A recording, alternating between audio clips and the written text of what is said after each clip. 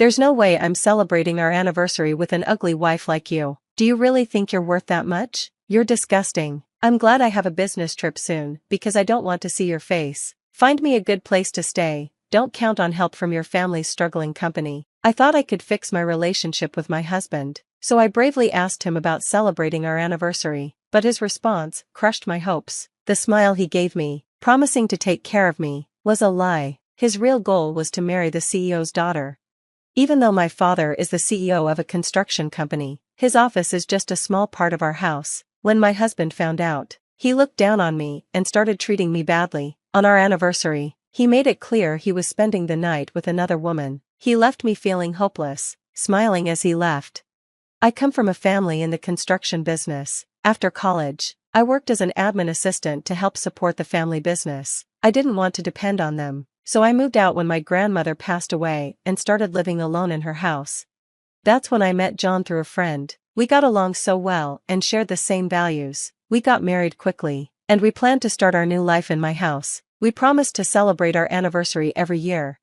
But our happy life was overshadowed by the old, creaky house. I looked out the window and thought about a conversation I had with my father the day before. He suggested we build a new house, but I couldn't bring myself to let go of the memories of my grandmother's house. I couldn't decide between starting a new life with John or keeping the memories of my grandmother.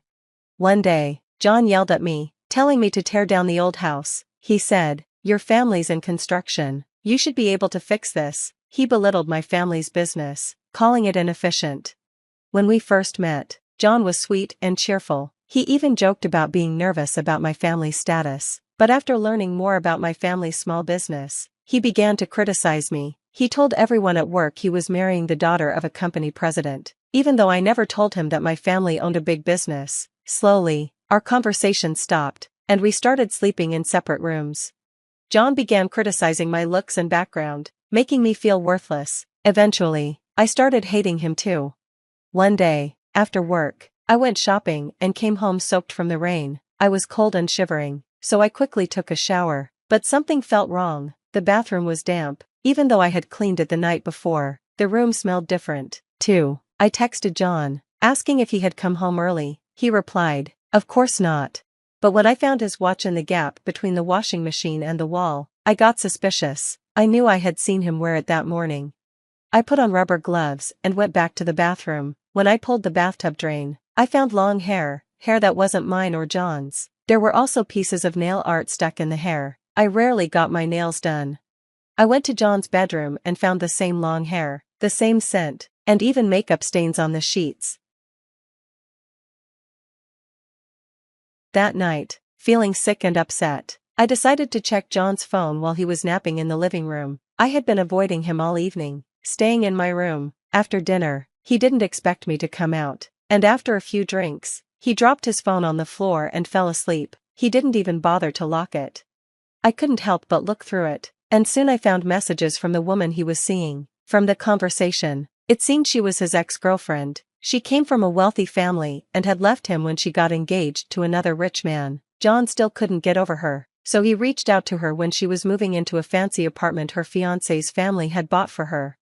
It seemed like John took advantage of her situation to compete with her happy messages. He bragged that he was about to marry the daughter of a construction company, me. I guess he decided to marry me just to make it look like everything was fine. How pathetic. He used me just to show off, and I didn't even realize it. I felt really stupid.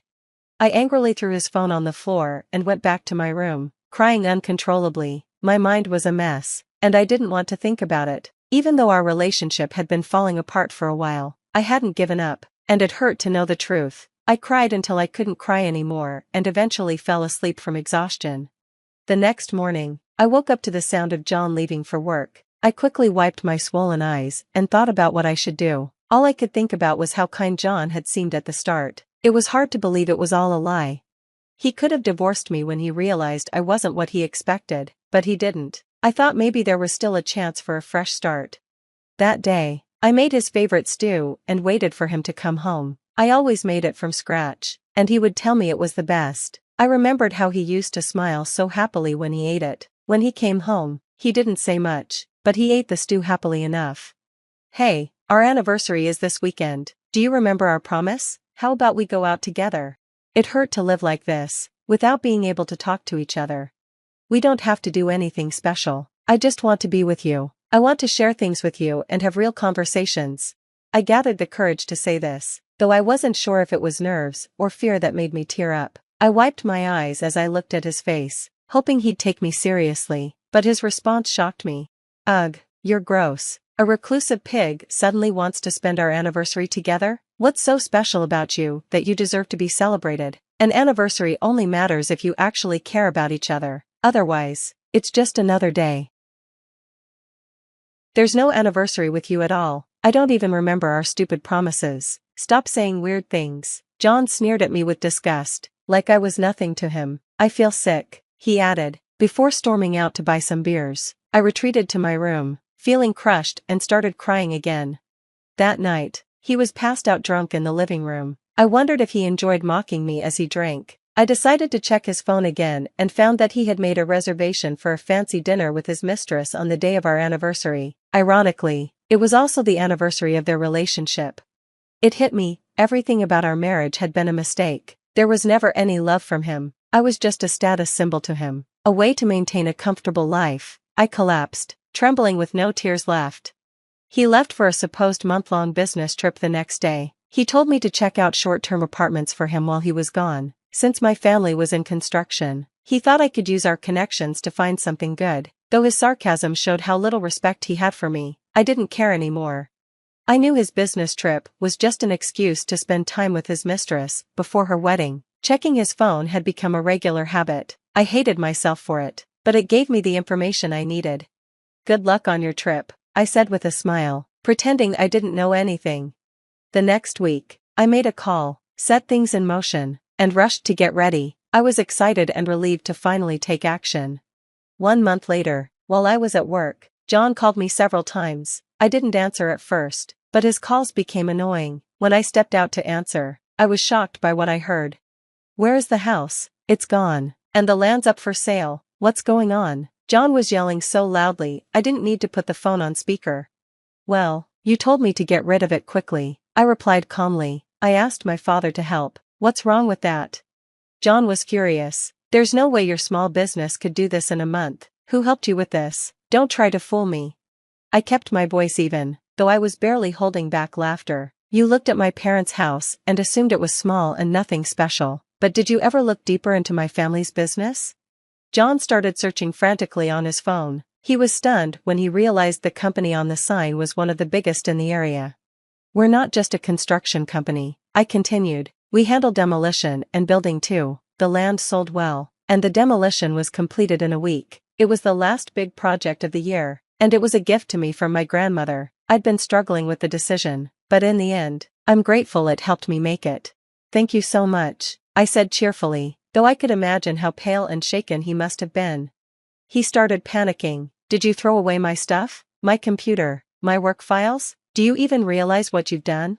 I smiled. Of course not. My stuff went to my parents' house, and yours went to the right place. It's a little early, but consider it your Christmas gift from me. The boxes should be arriving today. The sender's name is yours, and I've written the address. I'm sure you and your people can sort it out. John was too frantic to even respond, and I could tell he was too panicked to hang up properly. As I expected, and he didn't, the recipients of the package arrived. Can you please explain what's going on? A man's voice said. It was the fiancé of John's mistress. I had sent John's belongings to their condo, using the address I found in his messages. I also included photos of John and his mistress at the hotel and their condo, sending them to the fiancé and his family, who were well known in the area. On the phone, John and his mistress were shouting at each other. The fiancé, furious at what he discovered, broke off their engagement, and it seemed like legal action might follow. When the dust settled, John realized he was still on the phone with me. Enraged, he started cursing me. You're ruining my life. I'll make you regret this forever, he screamed. I was calm as I responded. You deserve everything that's happening to you. How dare you blame me after everything you've done? I'll never forgive you. This is the end. I hung up on him and immediately contacted his workplace, where I'd already discovered signs of his wrongdoing through his messages. Next, I called his parents and told them everything. I had considered holding back in case he apologized sincerely. But I didn't owe him anything anymore. John was fired that day. His furious parents disowned him. In one swift blow, he lost his job, his house, his wife, and his family. It was clear he wouldn't be able to stay in the town much longer. We officially divorced soon after. I made sure to secure a large alimony settlement. John's mistress also faced consequences. Her parents abandoned her, and her ex-fiancé took her to court for fraud, demanding a huge sum in compensation. Both of them had brought disgrace to themselves. John's career was permanently damaged, and his mistress was left with a tarnished reputation. They likely struggled to make ends meet in a small, shabby apartment. Rumor had it that they fought constantly, living only to pay off their debts. As for me, I used the proceeds from selling the land to buy a new house. I chose to live simply and independently, without relying on my parents, and made sure to enjoy every day. The experience from my failed marriage taught me a valuable lesson. I'm not always a good judge of people. I let passion cloud my judgment and couldn't see John's true nature. Though I was hurt, I refused to let it define me. I was determined to learn and grow. I wanted to be more discerning in the future and gain confidence in myself. With a new goal for the future, I made a wish for the sunrise, knowing I was on the path to a better, stronger version of myself. Alison cheerfully descended the clinic steps and practically hopped down the sidewalk towards home. Passers-by watched the joyful girl, whose radiance and positive attitude energized those around her. Of course, they did not understand the reason for Alison's joy and just smiled looking at her. But she had a reason to be happy. Alison was pregnant. She had been dating Michael for nearly 2 years, patiently waiting for a marriage proposal. Michael, however, kept delaying that moment. Now, with the news of her pregnancy, Alison was certain they would marry. On her way home, the young woman stopped at the store to buy groceries. She planned to prepare a celebratory dinner and reveal the exciting news to Michael. Alison rented a room from a kind elderly woman, Mrs. Hewitt. They often spent their evenings drinking tea and sharing stories. Mrs. Hewitt would talk about her life and occasionally offer advice, always gently and heartfelt. When Alison first introduced Michael to Mrs. Hewitt, the landlady immediately expressed her belief that he wasn't a good match for Alison. Alison initially dismissed her opinion, thinking Mrs. Hewitt may have been jealous and fearing their shared evenings might end. However, Mrs. Hewitt still assured her she was a good judge of character and had seen through Michael. "What makes you so sure we're not a couple?" Alison persisted. "Alison, my dear, he's not a serious young man. You can't build a strong relationship with someone like him. You'll see. His true colours will show soon, and you'll remember my words." However, as time passed and their relationship developed, Michael didn't disappoint her in any way.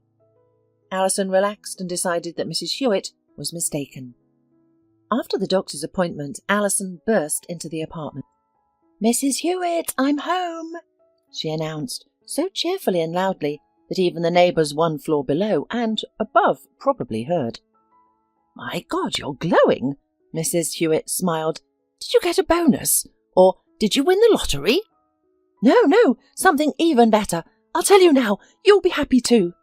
"Just calm down first, then tell me." "I can't calm down. I can't. I'm the happiest person in the world," Alison exclaimed.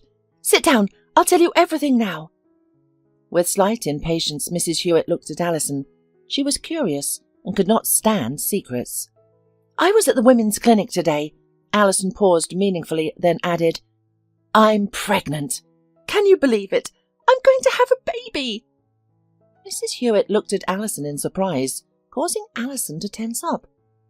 "You're not happy?" Alison asked, sounding slightly upset. "Oh, of course, I'm happy for you. A child is a woman's joy and the meaning of life, but who is the father?" Mrs. Hewitt inquired for some reason. "What do you mean, who's the father?" "Michael, of course." "Oh, yes. Why did I ask? Never mind. I'm just getting forgetful." Mrs. Hewitt always used this phrase when she wanted to avoid discussing an unpleasant situation, and Alison had learned it over the last 4 years. "Mrs. Hewitt, please don't upset me. Do you still think Michael isn't good enough for me? We've been together for 2 years. Has he ever done anything wrong? acted dishonourably or offended me? No, he hasn't. So why don't you like him? Alison asked her neighbour, holding back tears. I'm sorry, dear. I didn't mean to ruin your mood. But I just don't like your choice, that's all. I can't find any fault in him, but my gut tells me he's not right for you. When I marry him, then we'll see what you say, Alison replied resentfully. God willing, Mrs. Hewitt said doubtingly before retiring to her room. Alison's mood worsened. She went to the kitchen, unpacked the bags and dialed her beloved's number with confidence. Michael, are you going to be late tonight? I'm not sure yet. Why? Michael asked. We have important plans for tonight. Please try to be home by 7. I will. What's happening? Michael questioned further. Alison didn't give any specific answers and promised to share the details in the evening. Usually, Alison invited Mrs. Hewitt to join them during dinner, but today she asked her to dine in her room. Mrs. Hewitt, I'd like for it to be just the two of us tonight. We can have dinner in my room, but it won't be very comfortable. Could we use the kitchen this evening? I'll bring your dinner to your room. I can, dear. We can, especially with my favourite movie on tonight. Thank you so much. Alison hugged the elderly woman. Michael arrived around 8 p.m. Alison, already nervous, had called him several times to confirm his whereabouts and arrival time. Michael did not like this level of monitoring and always reacted negatively to Alison's frequent calls. Why are you calling me every half an hour? I said I'm on my way. Okay, I'm waiting for you. Just don't get nervous. Alison tried to calm him. Michael entered the apartment in a bad mood. It was unclear why he was upset today. He often mentioned having trouble at work, which frequently led him to come disgruntled. Sometimes it was Alison's calls that ruined his mood. Hi, honey. Everything's ready. Let's have dinner, Alison suggested. I'll wash my hands, muttered Michael, heading to the bathroom. Alison was nervous. She didn't know how to start the conversation, and Michael's mood was unsettling her. They sat at the festively set table, which Michael noticed. What did I miss? Is it someone's birthday? Or is it the landlady's day today? He asked. No, Michael, we're celebrating something else. You eat and then we'll talk. Tell me what's going on. I can't tolerate your secrets. Michael's mood hadn't improved, even after a delicious dinner, and Alison became anxious. Maybe I shouldn't tell him today. But why not? He'll be happy, and his mood will improve, thought Alison to herself, and said aloud, Michael, I went to the hospital today. Are you sick? Michael interrupted her. Not exactly, or rather, not at all. Alison paused for a moment and added confidently, We're going to have a baby. She anticipated him to embrace her like in the movies, kissing her, wrapping her in his arms. But Michael sat there, stunned, staring at Alison. I'm sorry, what did you say? He asked, barely audible. I said we're having a baby.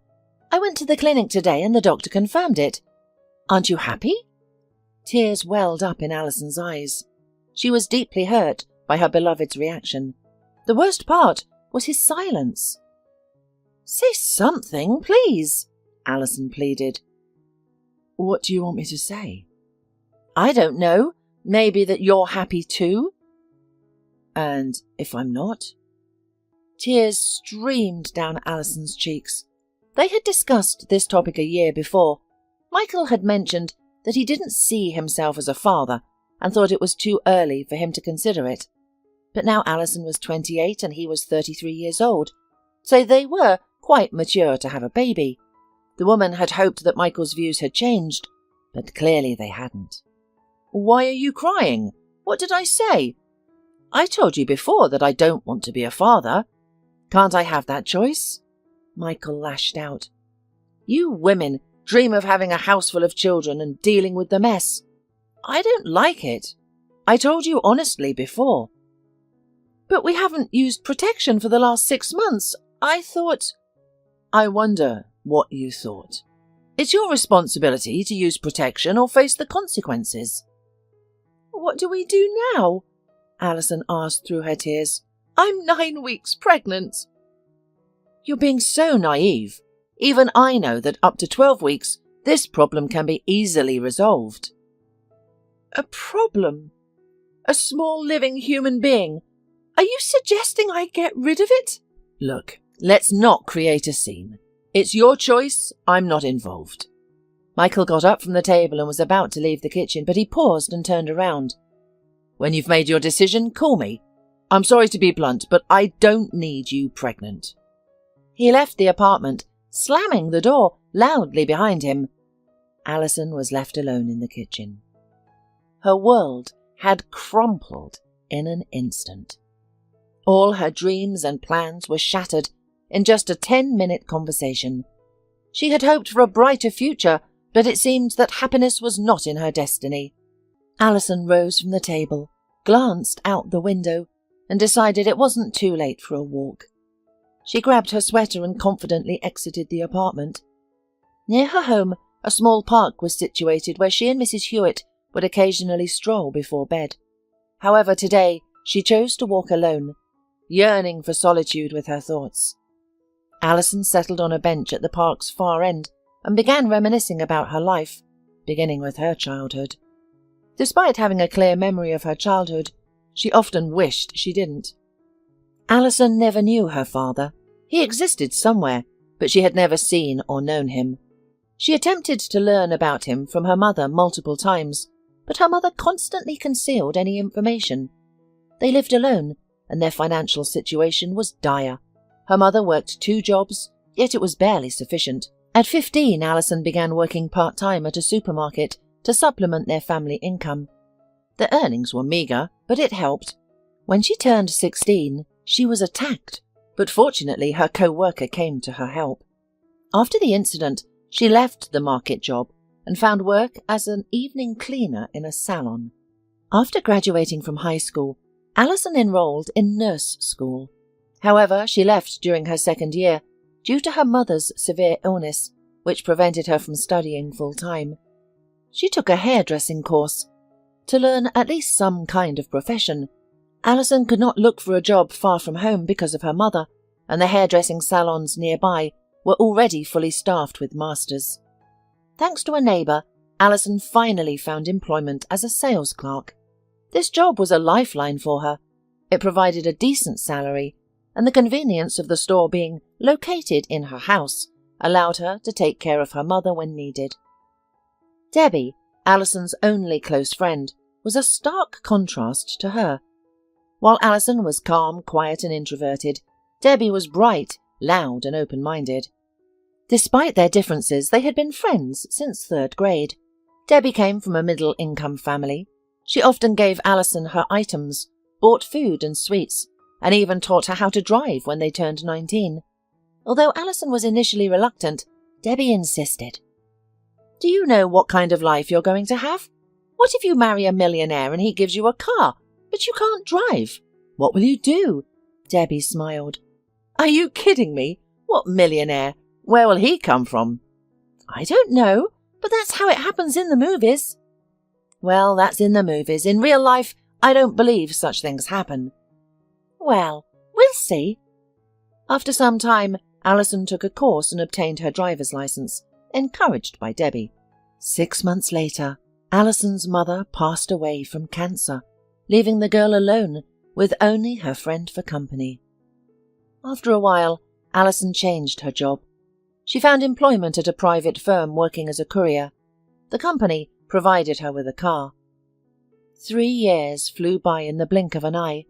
One evening, while Alison was on her way home from work, Debbie called her, asking her to visit urgently.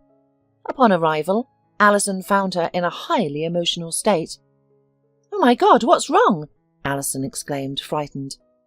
"I'm going to tell you such a story now," her friend began to intrigue. "You'll just fall down." "I wouldn't like that," Alison smiled. "Tell me, what happened?" "Do you remember Tom from the parallel class?" "Which Tom? Wilkins?" "Yes, that's him." "Well, I vaguely remember what he looks like. Of course I remember him, but I never had much contact with him. What happened to him?" Nothing happened to him, Debbie hurriedly explained, her thoughts jumping from one to another. I met him by chance recently, and he proposed that we go to Italy for 3 years. We just need to arrange a quick sham marriage. A sham marriage? Alison wondered. Why would you do that? And why did he suggest you?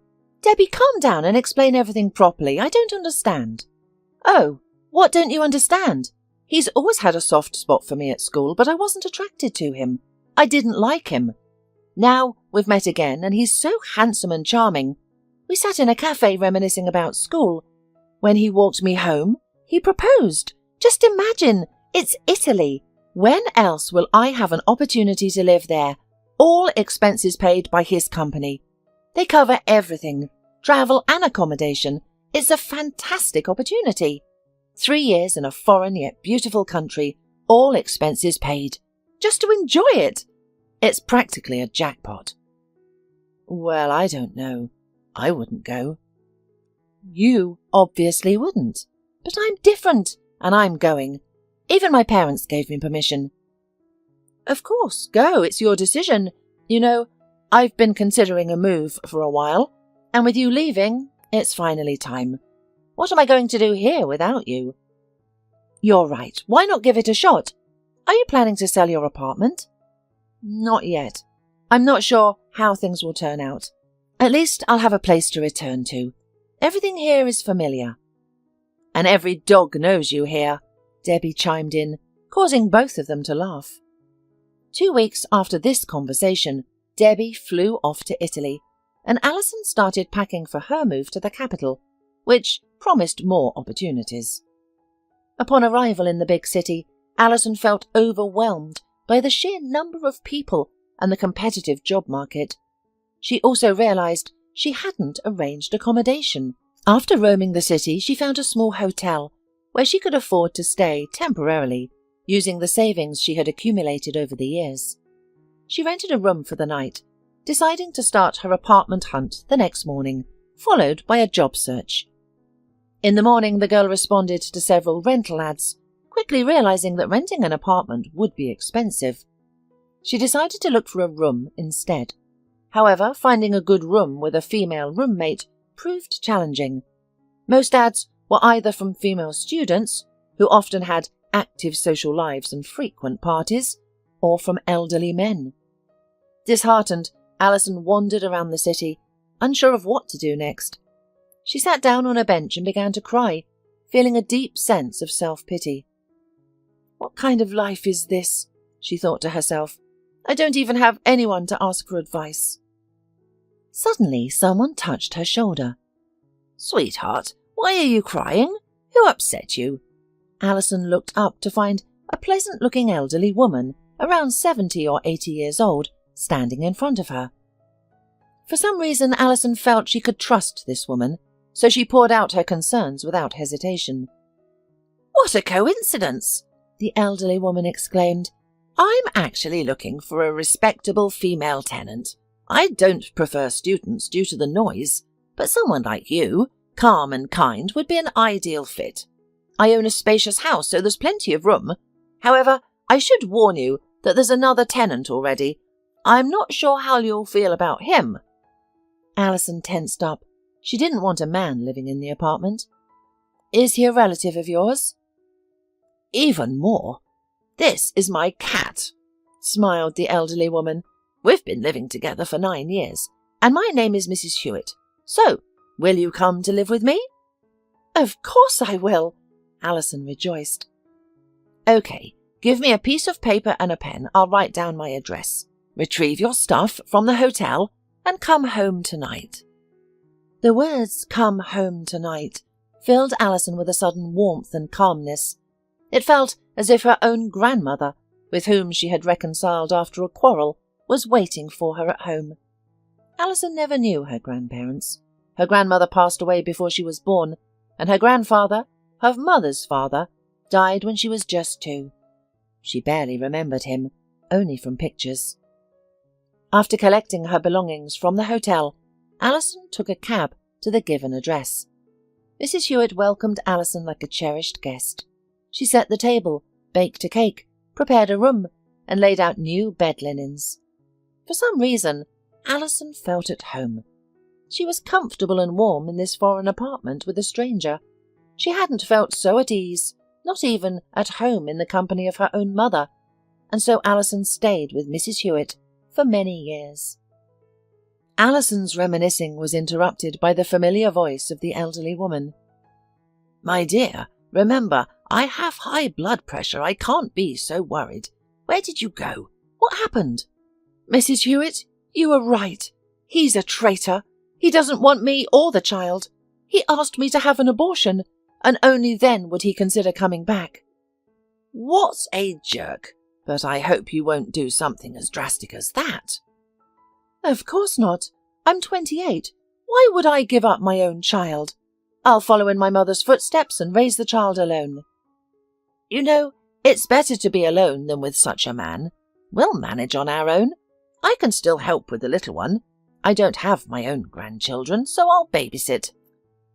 Alison knew that Mrs. Hewitt had a son who died in the line of duty at the age of 30. He had been married, but did not have time to have children. His ex-wife occasionally visited Mrs. Hewitt, but not often. She had another family and children of her own. Mrs. Hewitt sat down next to Alison on the bench. "You know, Alison, it's better to find out he's a scoundrel now than after you're married." "I understand, but it's so hurtful and painful. You were right when you said he wasn't right for me. Mrs. Hewitt, will I ever find someone?" "Of course you will. Don't even doubt it." "I believe you," Alison said quietly, "or at least I want to." "Let's go home. It's cold today and we shouldn't be out in this. Let's have some tea and go to bed. Tomorrow is a new day." They left the bench and walked home at a leisurely pace. The next day, Alison had the day off and decided to sleep in. She woke up closer to noon, finding Mrs. Hewitt busy in the kitchen.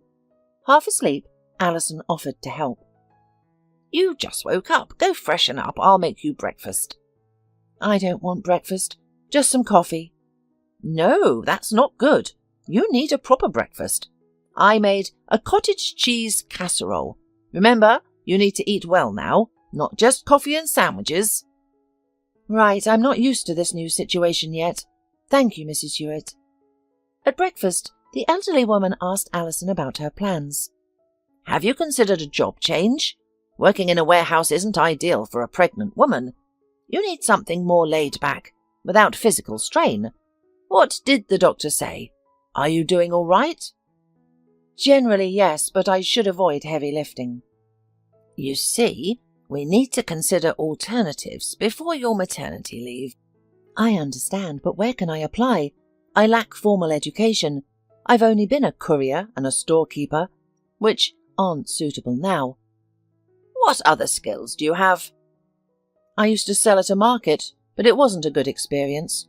I also took a hairdressing course a long time ago, but I lack practical experience. That's it, I don't have any other skills." "Yes, that's a problem," Mrs. Hewitt said. "Don't worry, we'll think of something." After breakfast, Alison decided to take a walk and stop by the church she sometimes attended to pray and ask for help or clues about what to do next. Sometime later, leaving the church, she saw a brightly coloured taxicab. The words "female cab" were emblazoned on it, and an idea struck her. "That's brilliant! I can drive. I have a licence and 4 years of experience. I can at least try it," she thought. She approached the woman behind the wheel. "Excuse me, would it be possible to get a job with your company?" The woman handed Alison a business card. "Call the bottom phone number and tell them you're inquiring about the driver position. They're expanding the team right now." "Thank you so much." Alison stepped aside, joyous, and dialed the number. A pleasant female voice confirmed the vacancy and scheduled an appointment for Alison to meet the manager the next day at 10 a.m.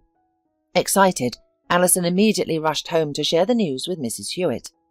The elderly woman was not overly thrilled, noting that driving can strain the lower back, which might not be ideal for a pregnant woman. "I'm not planning to work until I'm 9 months pregnant, but for at least 5 months so I can save more money. I've been saving all this time, but soon I'll have to start spending because baby items are expensive. Once the money's gone, I'll need to manage with a newborn," Alison reasoned, and Mrs. Hewitt agreed with her. After a successful interview, Alison was hired by the cab company. Excited about her new role, she was scheduled to start her first shift the following day. On her first day, Alison was quite nervous. She made a point to be polite, wishing all her passengers a good day or evening. Some passengers left a tip. Others looked surprised, but no one was negative. This pleased Alison immensely. Months passed and Alison's belly began to round. She feared her bosses would notice and terminate her employment.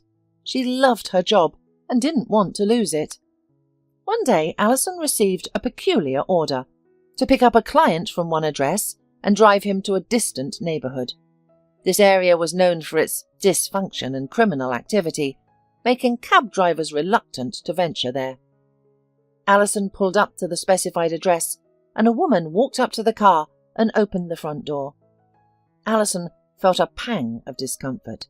She preferred not having passengers sit next to her, but she held her tongue, believing the customer is always right. The woman's appearance was peculiar. A long dress, a hoodie in an odd colour, various bracelets and neck beads, and multiple rings on her fingers. Her style suggested that of a gypsy, but she clearly did not belong to that ethnic group. "Good afternoon," the woman greeted, her voice pleasant and almost hypnotic, her gaze intense. "Hello, please have a seat and buckle up," Alison responded politely. The woman complied and fastened her seatbelt. Out of the blue, the woman asked, "Aren't you afraid to drive? It's not the best job for someone in your condition." "What condition?" Alison feigned ignorance. "Do you think you can fool me?" The woman smiled gently. "No, I am genuinely unsure about what you're referring to," Alison replied, holding her ground. "Okay. Why don't you like your name? Do you think it's worse than everyone else's?" Alison was taken aback by this. She didn't believe in psychics or fortune-tellers, but the woman's words were true. She really didn't like her name. I wonder what else she could say, Alison thought, and then she heard the next words. "Your Michael is no match for you. It's good that he left. You should have listened to your eldest when she told you he wasn't right for you." In surprise, Alison jerked the steering wheel. She slowed down slightly and looked at her passenger with intrigue. "You still don't believe me, do you?" the woman asked with a squint, but she was smiling. "It's hard not to believe when you know so much," Alison exclaimed. "I see a lot," the woman replied. "What else do you see?" Alison asked, curious despite her disbelief in predictions. She was eager to hear something good about her future. "What are you interested in?" "I don't know. Like, will I ever have a decent man?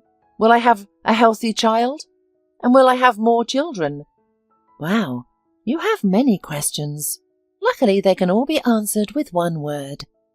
Yes." "Are there any details?" Alison, like most women, was curious. "No." "Why?" "Because then life would be uninteresting. You're odd. Most fortune-tellers provide detailed fortunes, but you're so cryptic. What's your name?" Alison asked, somewhat off-topic. "Bernadette." "And mine is—" "Alison." The passenger finished for the girl. At that moment they turned to the right street, and Alison felt sad because their drive was almost over. The surrounding atmosphere was indeed not pleasant. Alison was in this neighbourhood for the first time. "Do you live here?" she asked Bernadette. "No, a kind man who needs help lives here." "Should I wait for you?" "No, that's okay. Stop by that abandoned house," Bernadette said. Alison pulled over. "How much do I owe you?" "Nothing at all. It's been a pleasure just talking to you." "Do you have a pen and a piece of paper?" Bernadette suddenly asked. "Yes, right away." Alison opened the glove compartment, took out a notepad and pen, and handed them to her. Bernadette wrote something, tore out the sheet and folded it several times. "Read this when you get home. Promise not to open it before then. Now be happy and take care of yourself." The words had a certain meaningful tone, but it wasn't threatening. "Thank you, and have a good day." Bernadette closed the door and disappeared into the darkness of the abandoned house. Alison barely made it through the rest of the day, and when it was over she rushed home impatiently. She was bursting with curiosity and couldn't wait to read the note. She arrived home, dropped her bag in the hallway, washed her hands, and pulled out the cherished piece of paper from her pocket. On it was written an address, or rather, the name of a small town about 150 kilometers from the capital, and a name, Robert Cassidy. Just below was the inscription. "Find this man and tell him whose daughter you are. He will help you." Alison stared at the piece of paper, struggling to understand its meaning.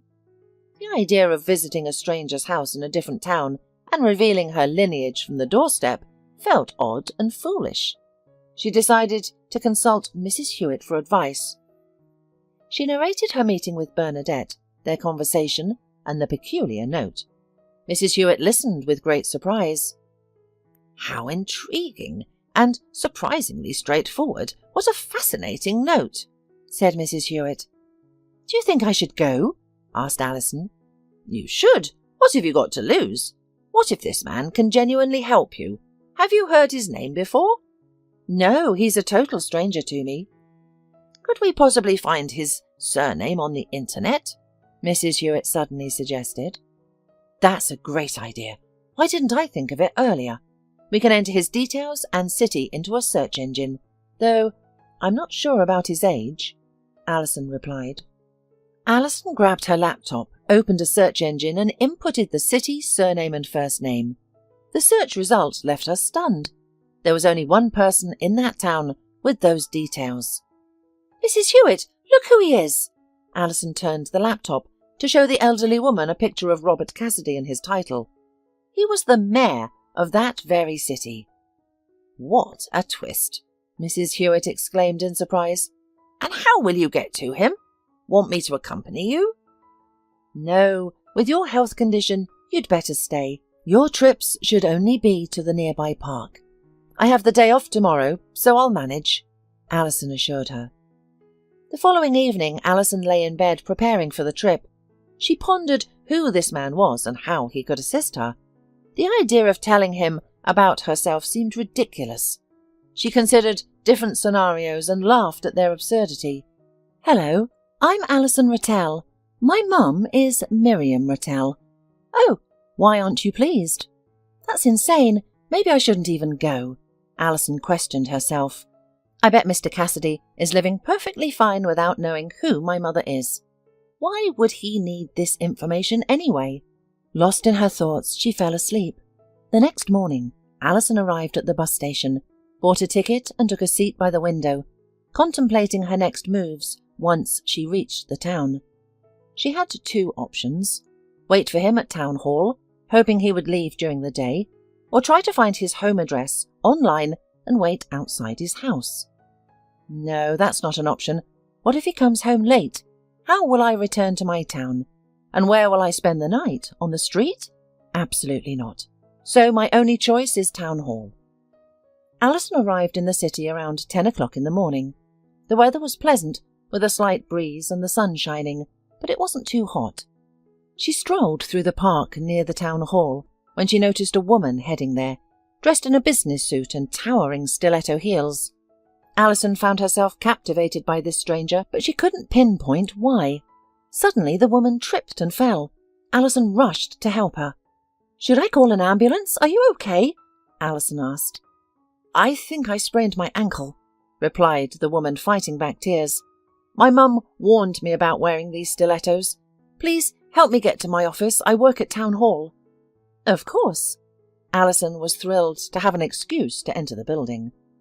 They walked slowly towards the entrance. A guard, noticing the woman's distress, also suggested calling an ambulance, but the woman, whose name was Holly, adamantly declined. They made their way to the second floor and approached the mayor's reception area. We're here. Thank you so much. Holly expressed her gratitude. How can I thank you? Perhaps some coffee or tea? This was the moment Alison had been waiting for. No, thank you. No need for coffee or tea. But I do need your help. I need a few minutes with Mr. Cassidy.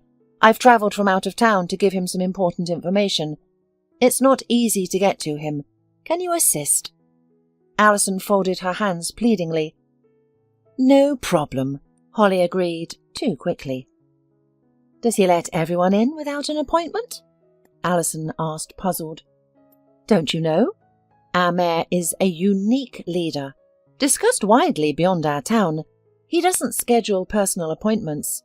If he's in his office and free, it's easy to see him. That's the first time I've heard of such a thing. Alison was genuinely surprised. Yes, many people are. So your request isn't unusual.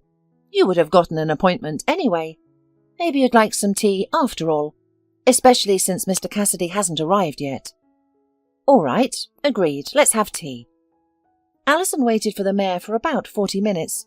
She finished her cup of tea when the reception area's door opened and a dignified-looking man in his 50s walked in. He had an athletic build, broad-shouldered and trim, signalling regular visits to the gym. He was dressed in a dark grey suit, a light satin shirt and an understated tie. As Alison studied his face, she wondered if they had met before. But she was sure she would remember him. He had thick black hair, untouched by grey, blue eyes and well-shaped lips. However, what caught Alison's attention most was his gaze. It was stern, yet warm, an intriguing combination that was difficult to ignore as he looked intently at the unfamiliar woman in his reception area. Are you here to see me? His voice was so loud and confident that Alison flinched. Yes, may I? He invited Alison into his office and she sat down opposite his chair. Not knowing how to start the conversation, she sat in silence for a while. The mayor was patient, understanding the strange woman's anxiety and not wanting to rush her. However, he could not wait for her indefinitely. I'm sorry, young lady, but I have a lot to do, he said finally. Could you get to the point? Do you need my help? Go ahead, I'll try my best to solve the problem. Okay, don't be startled by anything I say. I'm not entirely sure of what's happening myself, but I've been instructed to find you and share some information, Alison replied. Mr. Cassidy raised his eyebrows in surprise. I'm unsure of what you mean. Who instructed you to do so? And what information are you supposed to share with me? Alison gathered her courage and finally laid everything out for him. Initially, the mayor looked at her with distrust and suspicion, but as she relayed her message, the mayor clutched his heart, feeling sick. Are you ill? Alison asked, genuinely worried. Should we call an ambulance? No need, the mayor replied. Please bring me some water. It will help. Alison fetched a glass of water and stood beside him. How old are you? Mr. Cassidy said finally. 28. Why? The mayor covered his face with his hands, laughing. Finding his reaction unusual, Alison soon realized he wasn't laughing, but crying. Why are you crying? If I had known I'd upset him so much, I wouldn't have come, she thought to herself. Once composed, the mayor peered at Alison with a different expression, as if studying her. Can you at least explain something to me? I don't understand anything, she added. I shouldn't worry. I'm pregnant. Your name is Alison. That's a nice name. Are you pregnant? Do you have a husband? Was your mother ill when she died? Or was it sudden? Where do you live? How was your childhood? Was your mother married? Is your grandfather still alive? Mr. Cassidy bombarded her with questions as if emptying a cornucopia. It was clear he was deeply excited. Alison was stunned, but didn't realize anything until she heard him say to himself, Oh my God, I have a daughter. I can't believe it. And soon a grandchild. Alison was stunned. Father? That's my father? It can't be. She didn't know how to react. On one hand, she had her new-found relative. On the other, this man had betrayed her mother years ago when he abandoned her. Unlike many women, Alison was not impulsive and always made decisions based on logic and common sense. Therefore, she decided to hear her father's account of her birth before deciding whether to continue communicating with him. His joyous reaction suggested that the news was welcome. "Excuse me, if you're so happy now, why did you abandon my mum when you found out she was pregnant?" she asked, the question aching as she had recently experienced abandonment when she revealed her own pregnancy. "I didn't abandon your mum. In fact, I didn't even know she was pregnant. If you'll allow me, I'll explain everything to you," he replied. Alison nodded, and the man walked to the door and said to his secretary, "Holly, I'm not available for anyone today." He then returned to his desk, sat across from Alison, and pondered where to begin his story. "We met Nina 29 years ago at a resort. Having just finished university, my parents gifted me a trip to the sea. Nina was on vacation with her parents. I noticed her on the beach but didn't dare approach her as she was with her parents. That evening, she came to the dance unaccompanied, and I asked her to dance. We talked and discovered many shared topics and interests. We then took a stroll to the night sea. We parted ways in the morning, after spending the night on the beach, just talking. When she returned to her room, I realized I was in love. I'd never felt this way before. Your mum was a beautiful woman, not just in appearance but in spirit. She had an incredible inner world. Her speech was like a song. It was impossible not to fall in love with such a woman. We met again on the beach in the afternoon, exchanged a few words and planned to go to the movies that evening. Nina mentioned that she got in trouble for returning late previously and would need to return early today. I was surprised by this control, given she was already 20. She was mature, but I could tell she feared her parents, especially her father. We went to the movies that night. I don't know what she told them, but her parents let her go. After the movie, we returned to the beach. That's when I kissed her for the first time and realized I was in deep. I was at a loss. Proposing to a girl you've known for 2 days would seem absurd and foolish. No one would believe the sincerity of my feelings and intentions, even though they were genuine. We stayed on the beach until 2 a.m., after which I walked her to her room. The next day, Nina was nowhere to be seen, neither on the beach nor in the dining room. At dinner I noticed that Nina's mother took her portion with her. Assuming Nina was unwell, I decided to check on her. I went to their room and knocked. Nina's mother opened the door and, in an irritated tone, asked what I wanted. I candidly admitted that I had recently met her daughter and was fond of her.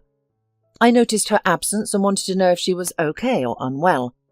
In response, I received a curt reply. "It's none of your business what happens to our daughter. Go chase other girls, young man. We didn't raise her for you." And the door was abruptly shut in my face. I must admit I was unprepared for such a reaction.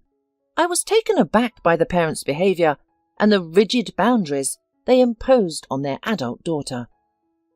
2 days later, Nina appeared on the beach. She seemed different, as if someone had taken her place. Even the sparkle in her eyes was missing. I felt the need to talk to her. I asked a 9-year-old boy to discreetly hand her a note, indicating where I'd be waiting for her that evening. Nina arrived almost an hour late, but I would have waited until morning. I was eager for this conversation, wanting to understand what was happening. "Mr. Cassidy, I can't explain everything. It's not easy for a normal person to understand, but we can never be together," she said. "Why? Don't you like me?" I asked. "I do like you, a lot, but my father disapproves of you, strongly. I could never go against his wishes."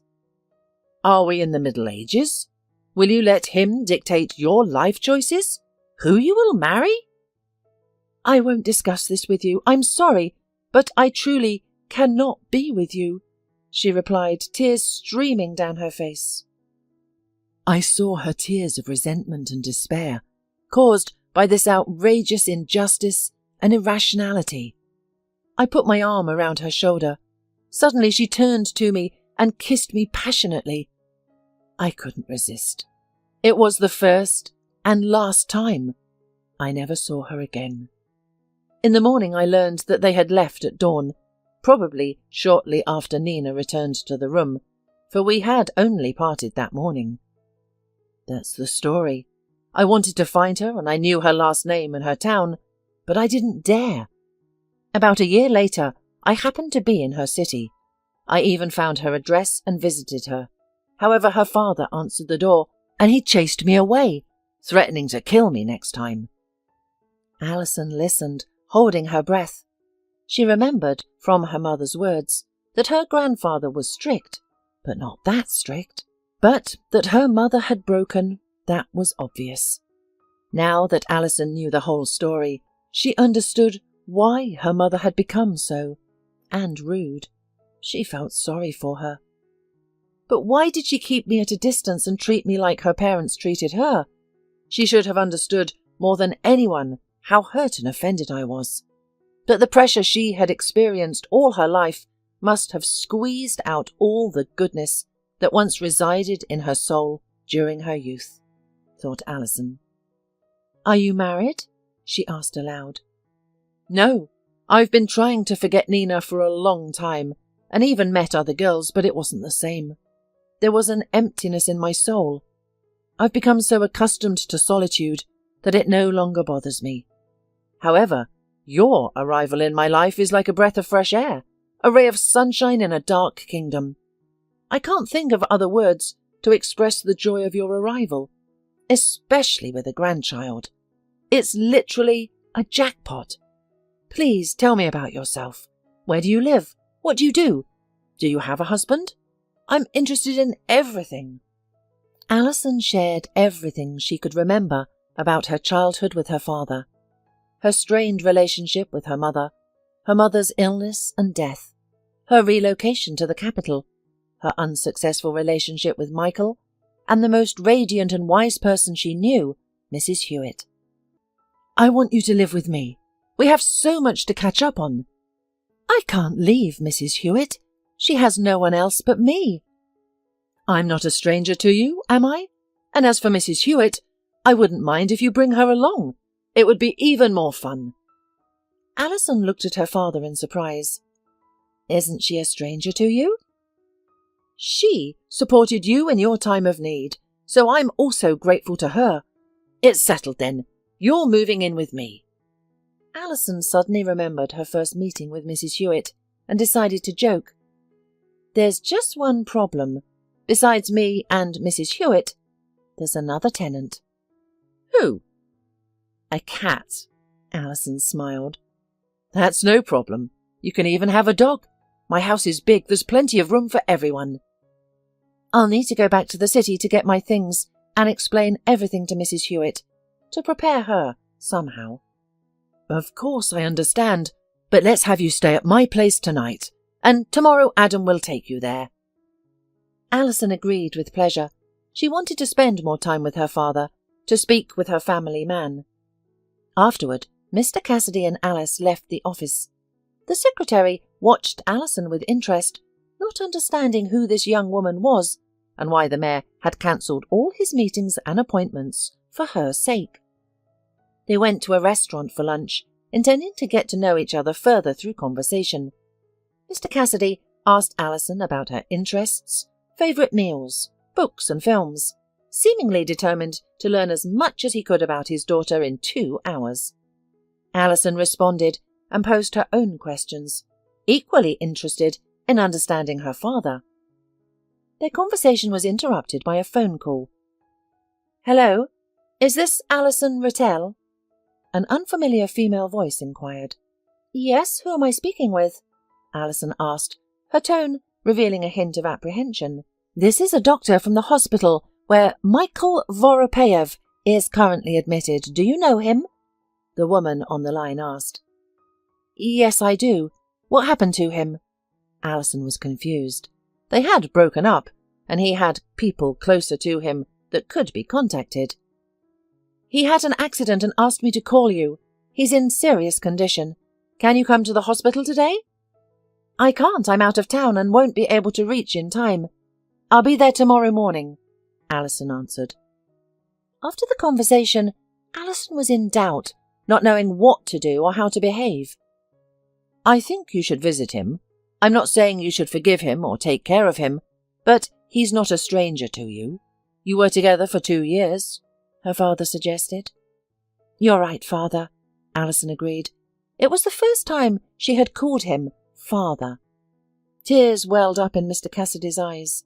The grown man, usually so serious, was surprisingly sentimental and sensitive.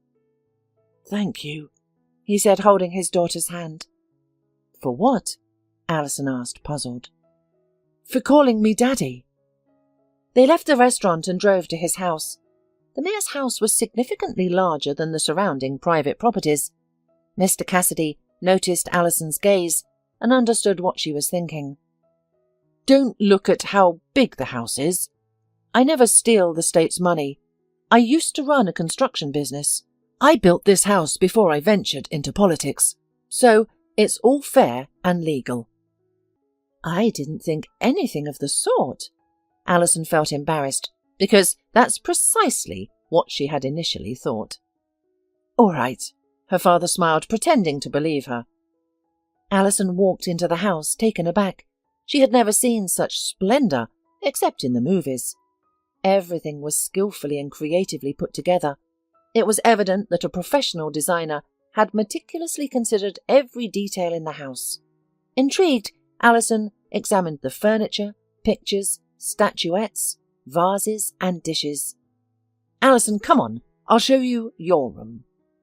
They ascended to the upstairs. There were several doors, one of which her father gestured Alison to enter. The room was adorned in a gentle green colour, so subtle barely discernible, yet incredibly soothing to the eyes. A massive bed stood in the room's centre, flanked by snow-white nightstands with small lamps on them. A snow-white closet lined the wall. Everything was so beautiful, immaculate, and shiny that Alison was hesitant to touch anything, fearing she'd leave marks or make it dirty. Alison's father gave her a smile. Knowing the hardships his daughter had faced growing up, he was determined to make up for those lost emotions and ensure a decent standard of living for her. "Would you like to take a rest?" he asked. "To be honest, I would. I didn't realize how tired I was until I saw the bed," Alison confessed. "Then rest. I'll prepare dinner. Would you prefer fish or meat?" "I would love some fish. I'm quite fond of it." Once her father left the room, Alison quickly fell asleep from exhaustion. During dinner, Mr. Cassidy informed Alison that his driver Adam would pick her up the next morning at 8 a.m. Adam would take her to the hospital, then to Mrs. Hewitt's apartment, and finally back home with the cat and the elderly woman. "Oh, I don't want to cause you any inconvenience," Alison mentioned. "What do you mean? I'm your father, and it's my responsibility to take care of my daughter, especially in a situation like this," he said, pausing for a while before adding, "Let's make a deal. If you need something, tell me right away." He took a bank card out of his pocket and placed it in front of Alison. "This is your card. It'll always have money on it. And don't you dare argue. It's useless. The PIN code is the day and month of your mother's birthday." "I've got money. Thanks, Dad. I don't need it." Alison tried to refuse. "Alison, my girl, you don't think I'm going to let you work in your condition, do you? Girls always need money for stuff. Also, take only the most important and necessary things with you. We'll buy everything else here. And Mrs. Hewitt too." "Thank you, but I think—" "My dear, I think we've agreed it's useless to argue with me. I suggest we take a walk before bed and rest. You have a busy day tomorrow. You need a good night's sleep." They walked around the garden, strolled down an alley, sat on a bench for a while and then returned to the house. Alison said goodnight to her father and went up to her room. Before taking a shower, she dialed Mrs. Hewitt. "How are you, darling? How is your father treating you?" Alison had already phoned her in the afternoon, sharing the news about her father's exciting find. Mrs. Hewitt was thrilled. "There are 2 pieces of news, Granny," Alison began. "Good and bad?" the elderly woman asked, smiling. "No, both are good. Just relax, okay?" Alison requested. "Dad wants me to live with him. That's the first news." "That's excellent news. Absolutely the right decision. You should live with your father. So what's the other news?" "Mrs. Hewitt, I want you to come with me. Please, please. Dad personally invites you. He doesn't want you to be alone." There was silence on the phone. Alison, concerned for the elderly woman, exclaimed, "Mrs. Hewitt, are you okay?" "Yes," she responded, her voice choked with tears. It was then that Alison realized the elderly woman was crying. "Thank you, dear, but I don't think it's a good idea. I'm a stranger to you, and even more so to your father.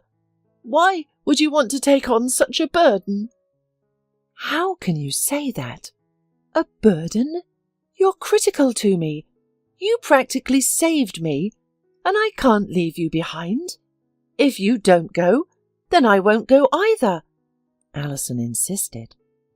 "All right, I'll think about it until tomorrow," Mrs. Hewitt said and hung up. Alison, with a happy smile, showered and went to bed.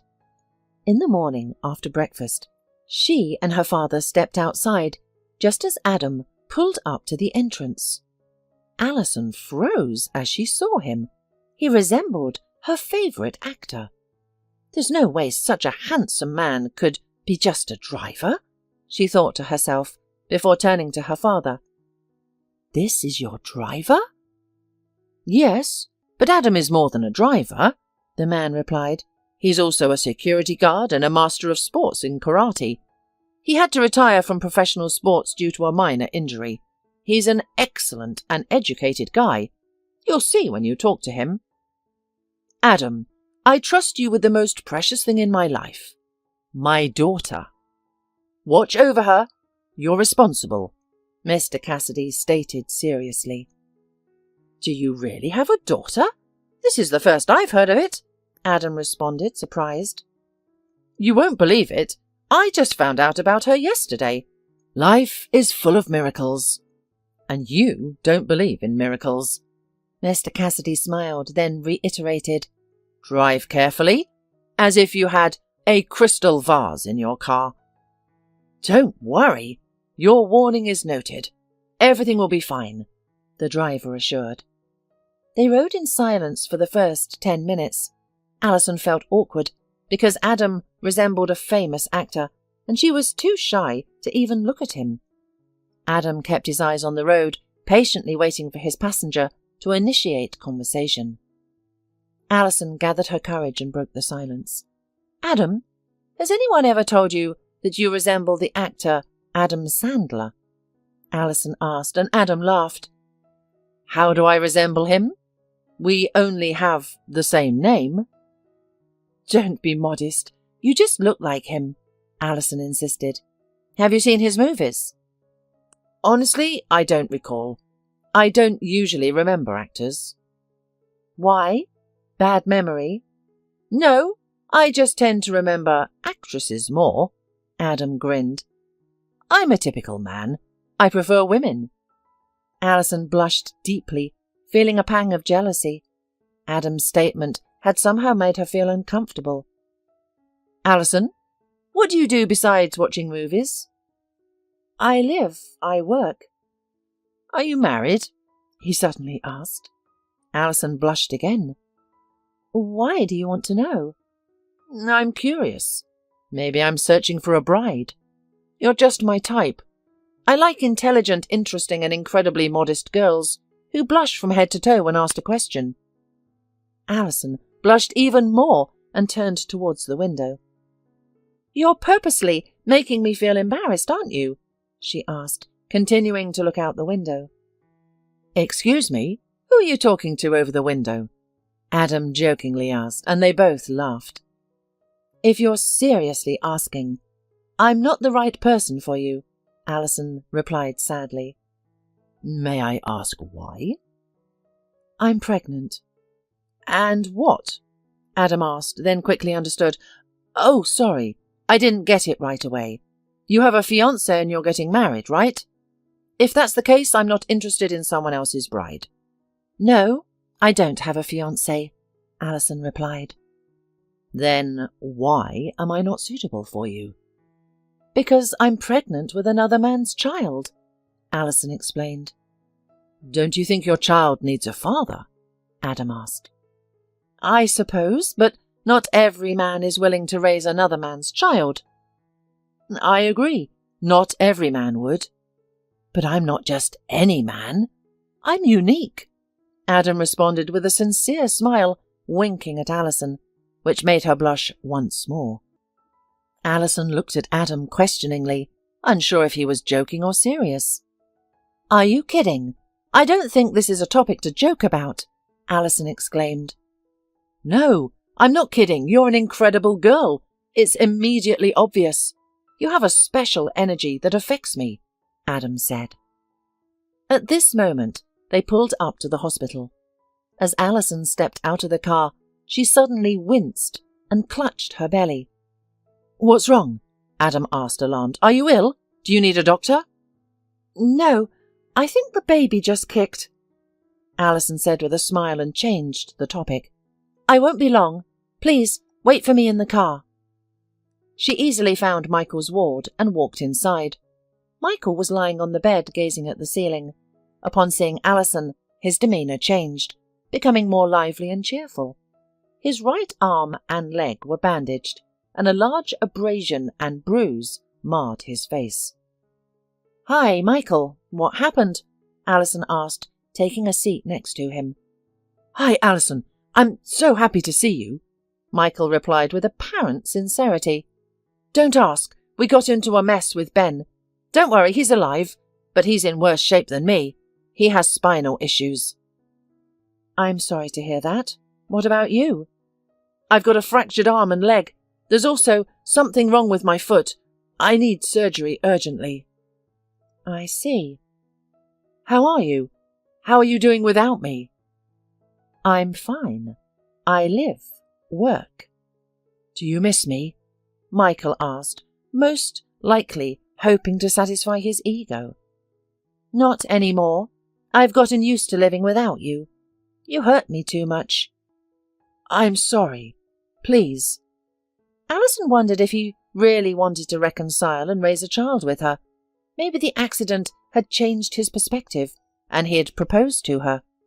However, soon reality proved otherwise.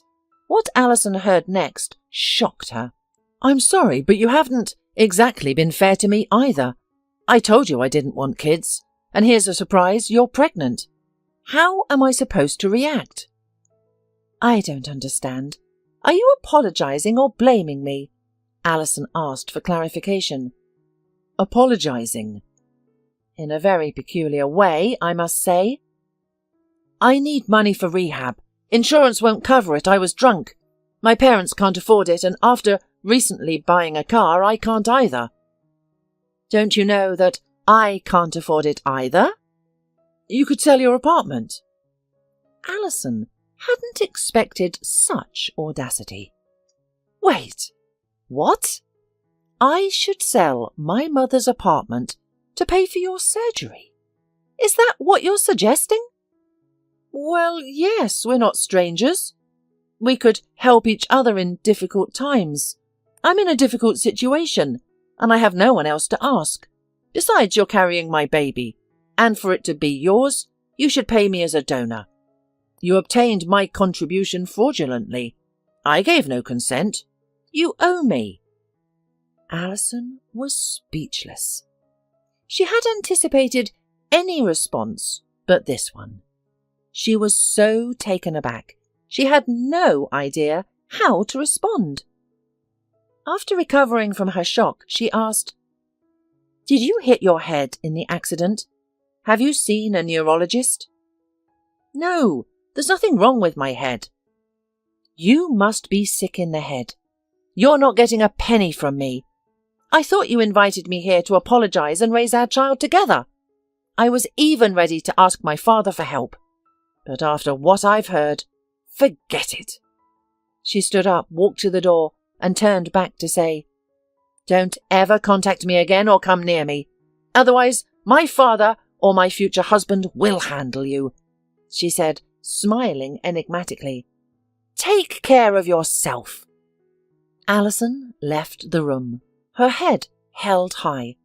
She managed to hold back the tears until she left the hospital, where she broke down crying. Adam, who had been waiting by the car, rushed over when he saw Alison crying. "What's wrong? Did someone hurt you? What happened?" "No, nothing happened. I just realized my past is worse than I thought. I feel like I need to shower, as if I'm covered in mud." "Maybe I should talk to someone. Just man-to-man conversation," Adam suggested. "No, there's no point. Let's just go home. I need to pack and take Mrs. Hewitt," Alison said. The smell of Mrs. Hewitt's pies filled the air, even in the entrance. "Mrs. Hewitt is making pies. She cooks so deliciously," Alison commented, unlocking the door.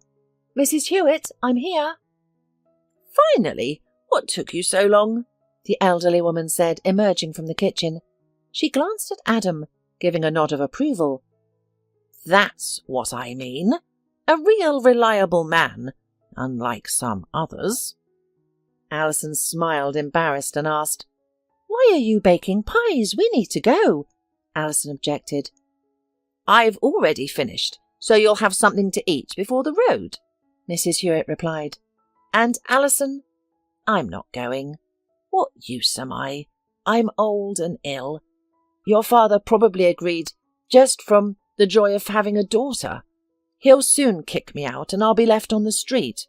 I prefer to spend my remaining days here. Firstly, if you don't go, I don't go. Secondly, my father is a sensible man considering his position. He must have thought before he spoke. Lastly, I will never let anyone throw you onto the street. And by the way, could a bad man produce a good girl like me?" "She's very humble as well," remarked Adam, smiling, and the women laughed. "We have an hour to pack, Mrs. Hewitt. We'll only take the most valuable, expensive and necessary items. That said, we will get everything else we need later." An hour later, they were all set to leave. All they had to do was hand over the keys to the neighbour and ask her to water the plants occasionally and look after the apartment. The cat was put in a carrier and meowed all through the hallway, clearly not a fan of the outdoors. By 8 o'clock they were already home. Mr. Cassidy greeted them at the gate. Mrs. Hewitt was quite nervous, but Alison's father turned out to be a truly kind man and a gracious host. He gave her a room downstairs so she wouldn't have to climb the stairs every day. The room was adjacent to the library, a real treat for Mrs. Hewitt, who was an avid reader despite her age and deteriorating vision. The cat was let loose in the living room, sniffing around his new territory with a sense of pride. Mr. Cassidy wanted to let Adam go home, but Alison insisted that he stay with them for dinner. "Dad," she turned to her father, "say, if I wanted to get married, would you mind?" "Did the baby's father come to his senses and propose to you after all?" asked the man, surprised and incredulous at the same time. "No," said Alison, and looked at her father, as if considering whether to tell him about her conversation with Michael. But after thinking about it, she decided to tell him. Mr. Cassidy was angry at first, and then laughed. "My God, how mentally impoverished some men could be! What kind of a person would he have to be to come up with such a thing in principle? What a scoundrel!" "Yes, Dad, I'm shocked too." "So, who are you planning to marry? Is there something else I'm unaware of?" "Do you remember the story of how you and Mum met? I think I'm in a similar situation. I just feel like he's the one. And he said he's been looking for someone like me. History repeats itself, but are you sure he's a good man? Will you introduce me to him before you get married? Dad, don't worry. Alison paused, took a deep breath and blurted out, "It's Adam." Mr. Cassidy looked at his daughter in surprise, then at his driver, who was petting the cat and chatting with Mrs. Hewitt. When did you two get to know each other well enough to make such a life-changing decision? Dad, I'm telling you, I can just feel it. He's really nice. Can I have your permission? Why should I forbid it? Mr. Cassidy didn't understand. Well, he's just a simple driver. You might think it's indecent because you're the mayor and your daughter is marrying a driver, considering the reputation and all. Alison, my dear, such concerns about reputation are nonsense. I want you to be happy, you know? I want you to have a reliable person to lean on in difficult times. Adam is like that. I will be very glad if you two are together. Only— Mr. Cassidy paused, choosing his words carefully to avoid upsetting his daughter. Dad, Adam knows I'm pregnant, Alison interjected. Great then. They returned to the others. Alison had wanted to take a walk before dinner, so Adam had volunteered to accompany her. Mrs. Hewitt and Mr. Cassidy exchanged smiles. Adam, may I ask you a question? Of course. You can ask me anything. Adam smiled. Why? Alison asked for clarification. Because you're my future wife, and I can't keep secrets from my wife. You're not kidding about getting married, are you? No, I never joke about such serious things. Then I agree, she said, and pulled herself to kiss him. After dinner, Adam left and the other occupants went to their rooms. As she drifted off to sleep, Alison dreamt of her new, bright future, her wedding, the birth of her son, and a happy life with her beloved husband in her father's house, under the loving guidance of Mrs. Hewitt. Rick descended from the second floor into the spacious kitchen and switched on the old yet functional kettle. Many of his acquaintances found this habit amusing. Considering his successful business, he could easily afford a new kettle, or even hire someone to serve him tea in bed. But what could they understand? Rick would never dispose of this old kettle, nor let anyone else touch it. After all, it was a gift from his fiancée, a strange but heartfelt present that she occasionally gave him. Feeling exhausted, he rubbed his temples. Despite just waking up, he felt as if he had been standing all day. Unwanted memories flooded his mind. They were painful and he wanted to push them away, but they were all he had left. He held on to them like a drowning man clutching at straws. "But why do I need a new kettle?" he asked grumpily back then. "The old one still works. If anything happens, I'll buy a new one myself. Carly, you don't need to give me anything." "Your old one doesn't work very well, it seems to me," she replied with a laugh. "Besides, this one looks much prettier. And about gifts, of course, I don't have to, but I want to." This was always the case. She gave him somewhat practical items, leaving him to wonder why. Was she embarrassed by the income disparity? Or did she not want to appear materialistic? However, Rick would never entertain such thoughts, as he clearly saw Carly's genuine love for him. Powerful and sincere, just as he loved her. He also gave her gifts, primarily expensive jewellery. Carly accepted them with sincere delight, but she rarely wore them, perhaps only when she met him, and not every time. This puzzled Rick, but he didn't know how to handle it. Should he give her something different? But what? One day he asked her directly, "Carly, I get the feeling you're not happy with what I give. Maybe you want something else?" "Why are you dissatisfied?" she replied. "They're very nice." "Then why do you wear them so infrequently?" "I'm not sure," Carly said, wrinkling her nose. "I guess I'm just not used to them." You'll have to get used to it, Rick said with a smile. However, apart from these small misunderstandings, their relationship was going just fine. They understood each other from half a word, and it was not just a beautiful expression, but their objective reality. At times, a single glance was all they needed to comprehend each other's thoughts. This level of understanding started from their first meeting. Carly stood at the station, pale and bewildered. People bustled around her, wrapped up in their own worlds. They passed by the forlorn girl, not out of indifference, but because she was not in the habit of expressing her emotions. Rick was in a foul mood that day. He had been conducting important negotiations outside the city and was on his way back when his car broke down unexpectedly. He called a repair crew, but he didn't have the opportunity to wait for them, let alone for them to fix everything. His next meeting was scheduled to start in just over an hour. He tried to hail a cab, but to no avail. There were no available cars nearby. Rick called several other companies, but the result was always the same. Either there were no cars nearby, or all the drivers were booked for the next few hours. He couldn't understand this sudden rush. It was the middle of the workday, a time when cab drivers usually lacked customers. Nevertheless, he needed to find a solution quickly. Upon reflection, he realized he had only one option: to take public transportation, specifically the fastest train.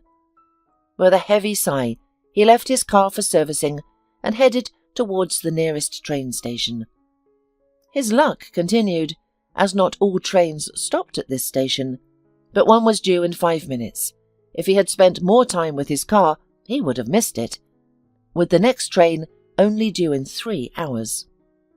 Rick walked up the platform and began to pace impatiently. He could already see his train in the distance. It looked tiny, like a toy, but with each moment it grew larger and more substantial. The loud horn, a signal of its impending arrival, was already audible. And then Rick momentarily glanced away from the train, his heart seeming to stutter and then race. He was certain he had never seen such a beautiful, yet sad girl. Almost unconsciously he approached her. "What's wrong?" "What makes you say that?" She lifted her gaze to meet his. There were no tears, but her eyes held a profound sadness, even despair, as if she wanted to ask for help but didn't dare. In an unexpected impulse, Rick took her hand. She didn't pull away, yet she didn't respond. Her hand hung limply in his. "I can tell by your eyes," he said, "and your posture. I'm sorry, but you seem troubled. May I help you?" "Unless you possess the art of teleportation," she replied sadly. "Alas, I don't. Otherwise I wouldn't be here." He sighed with a smile. "But perhaps there are more realistic ways to solve the problem. Tell me, and we'll think together about what can be done." "What's there to do?" she asked, waving her hands confused.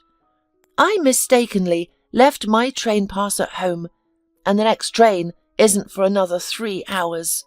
I can't retrieve it from home and be on time on that train. If I'm late for work, I'll be fired. The pass was in my wallet, so I can't even buy a single ticket." The girl looked at him, perplexed and possibly judgmental.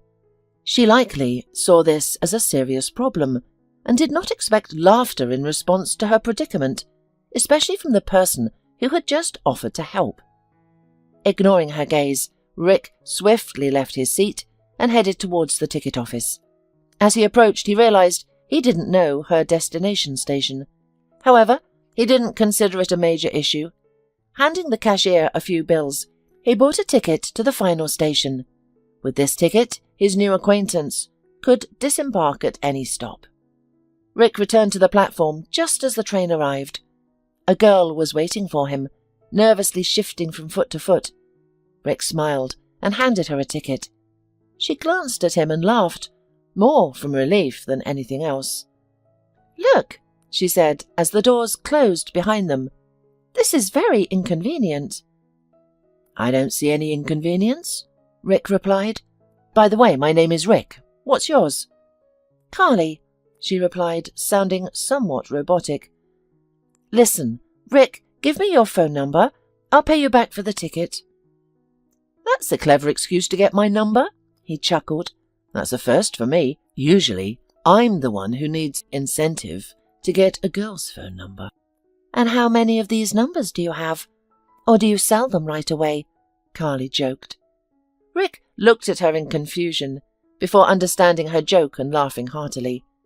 Any remaining tension between them immediately dissipated. The rest of the way they chatted merrily about everything in the world. However, as it turned out, Carly got off after only a few stations. She insisted on exchanging their number to pay him back for the ticket. He in turn gave her a few more bills as a farewell, having first realized that Carly would have no money left for the return trip. Thus, they found a reason to meet again. The businessman was running late for his meeting, but no longer viewed it as a tragedy, as he had a few hours ago.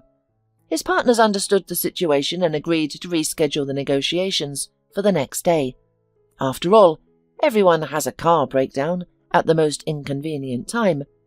But that wasn't Rick's main concern. Rick's mind was preoccupied with his new acquaintance. He could easily visualize her delicate facial features, slender hands, and bright smile. Her laughter, jokes, and unique phrases echoed in his mind.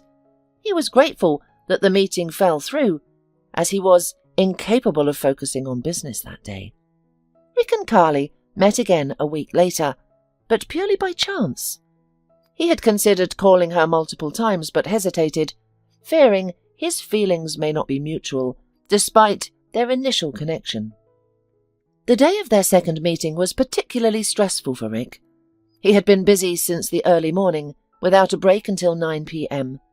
He hadn't had time to eat, so he decided to stop at a cafe. Exhausted, he chose the nearest fast food restaurant, despite it not being his usual preference. At that moment, he didn't care. Selecting a few appetizing dishes, Rick found an empty corner table and began eating. Soon, he heard a familiar voice. "Would you mind if I joined you?" Surprised, Rick looked up to see Carly beside his table, holding a tray and smiling. He stood, took her tray, placed it on the table, and pulled out a chair for her. She sat. "I never expected to see you here," Carly stated. "It must be fate," Rick responded, grinning. "I don't frequent trains, and I don't frequent eating in such places. What brings you? I thought city trips weren't your thing." "You're right," she agreed, "but work sometimes demands it." "In that case, I'm glad your work brought you here today." "Me too," Carly replied softly and shyly. It probably could have lasted longer, but an irritated restaurant employee informed them that the establishment was closing soon. Only then Carly realized that she was about to miss the last train. Rick accompanied her to the station. "Call me this time," the girl shouted, just before the train doors slammed shut. "By all means," Rick responded quietly. Although Carly couldn't see him, she didn't need to. She read his response not just from his lips, but from his eyes, and smiled. As the train sped away, Rick walked along the carriage, waving to Carly, who waved back. Perhaps in that moment, they both understood they had become a real couple, with many months of unspoiled happiness ahead. The whistling kettle snapped Rick out of his fond memories and back into a harsh reality where Carly no longer existed. With a heavy sigh, he made some tea and retreated to his room with his mug. He had woken up too late for a full breakfast. Sipping the scorching drink, Rick prepared for another meeting. The key was not to forget anything: documents, money, cell phone. Dressing appropriately was crucial. Of late he had become forgetful, often leaving behind his tie or shirt. After confirming he had everything, Rick grabbed his keys off the hook and left his apartment. While passing his mailbox, he spotted something inside.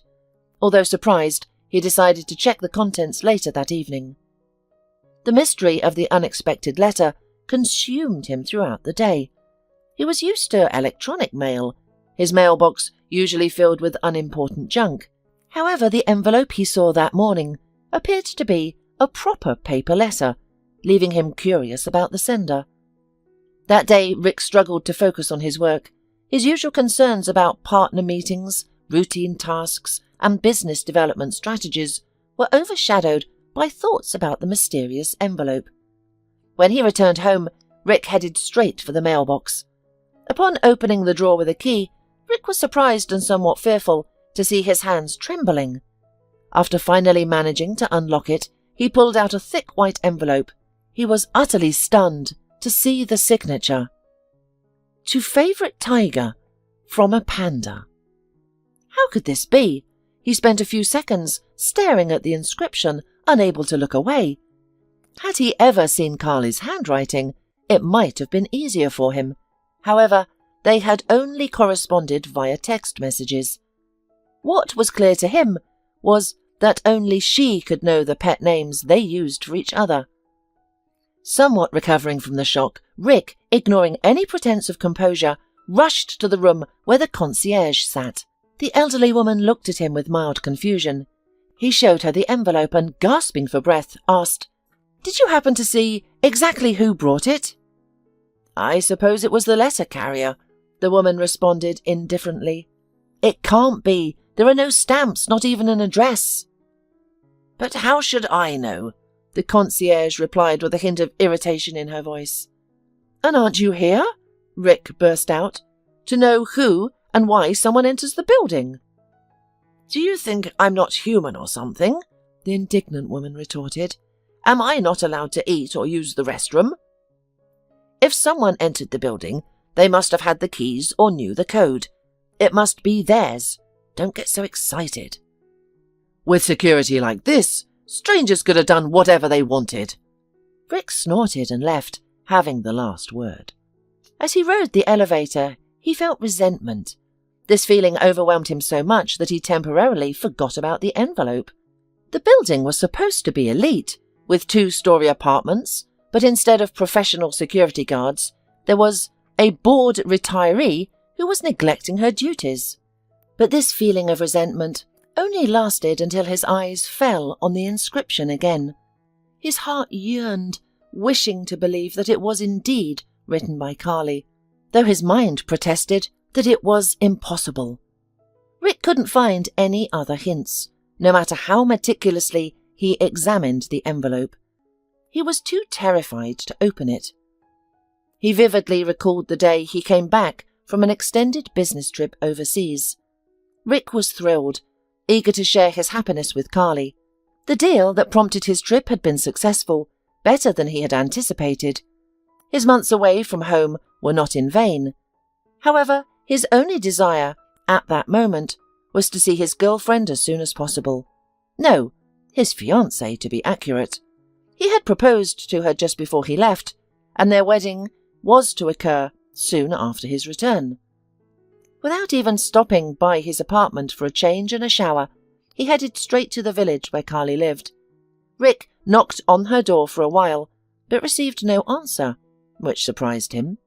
Usually at this time Carly would be home. However, he didn't see any reason to be concerned. Perhaps she had gone to the store or was occupied elsewhere. Regretfully, he took out his cell phone because he had hoped to surprise her by showing up unannounced. He called Carly, but her phone was unreachable.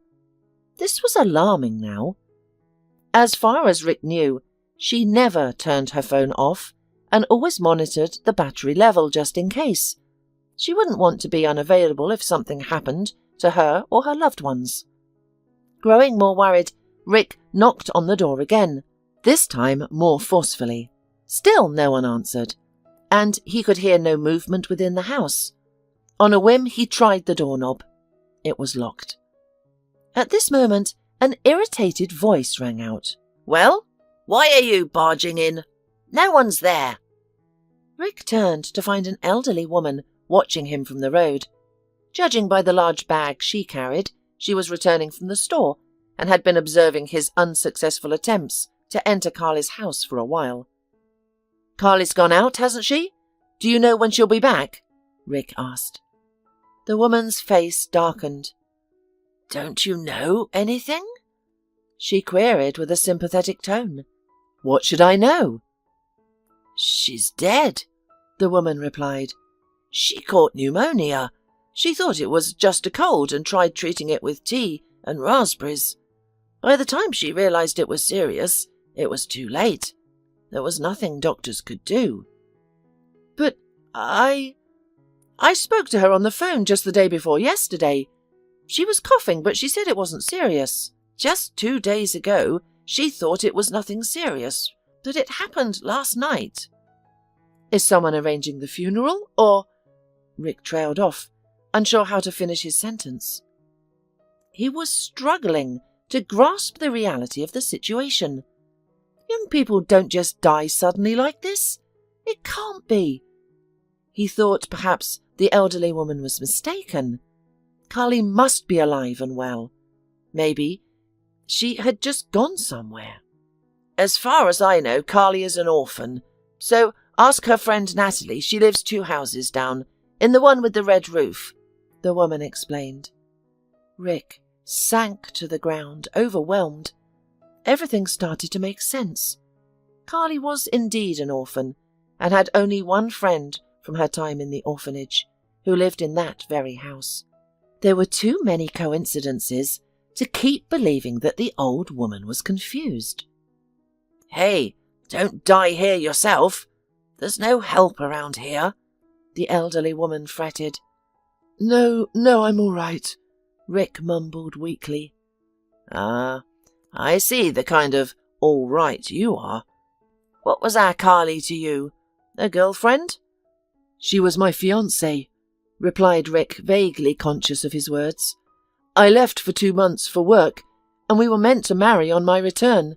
I just came back and went straight to her. I wanted to surprise her." Then Rick slowly got up from the ground, and without dusting his expensive suit, he marched towards the friend's house. He needed to uncover the truth. Part of him still harboured hope that this was a massive misunderstanding, and Carly was alive and well. This time, his knock was promptly answered. Natalie, Carly's friend from the orphanage, stood at the door.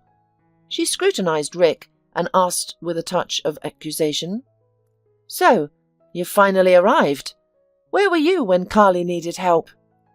Rick crinkled his nose. He had never favoured this woman, and didn't comprehend what Carly found in her. Nevertheless, the two were inseparable, and of course, he never dictated who his fiancée could and couldn't be friends with. "Is it true?" he asked. Secretly, Rick was hoping she would say, "Of course not." He wanted her to tell him that Carly was actually okay, and that she was now in a hospital, under the care of specialists, recovering. "Yes," Natalie said. "Carly is really dead." God! Tears welled up in Rick's eyes involuntarily.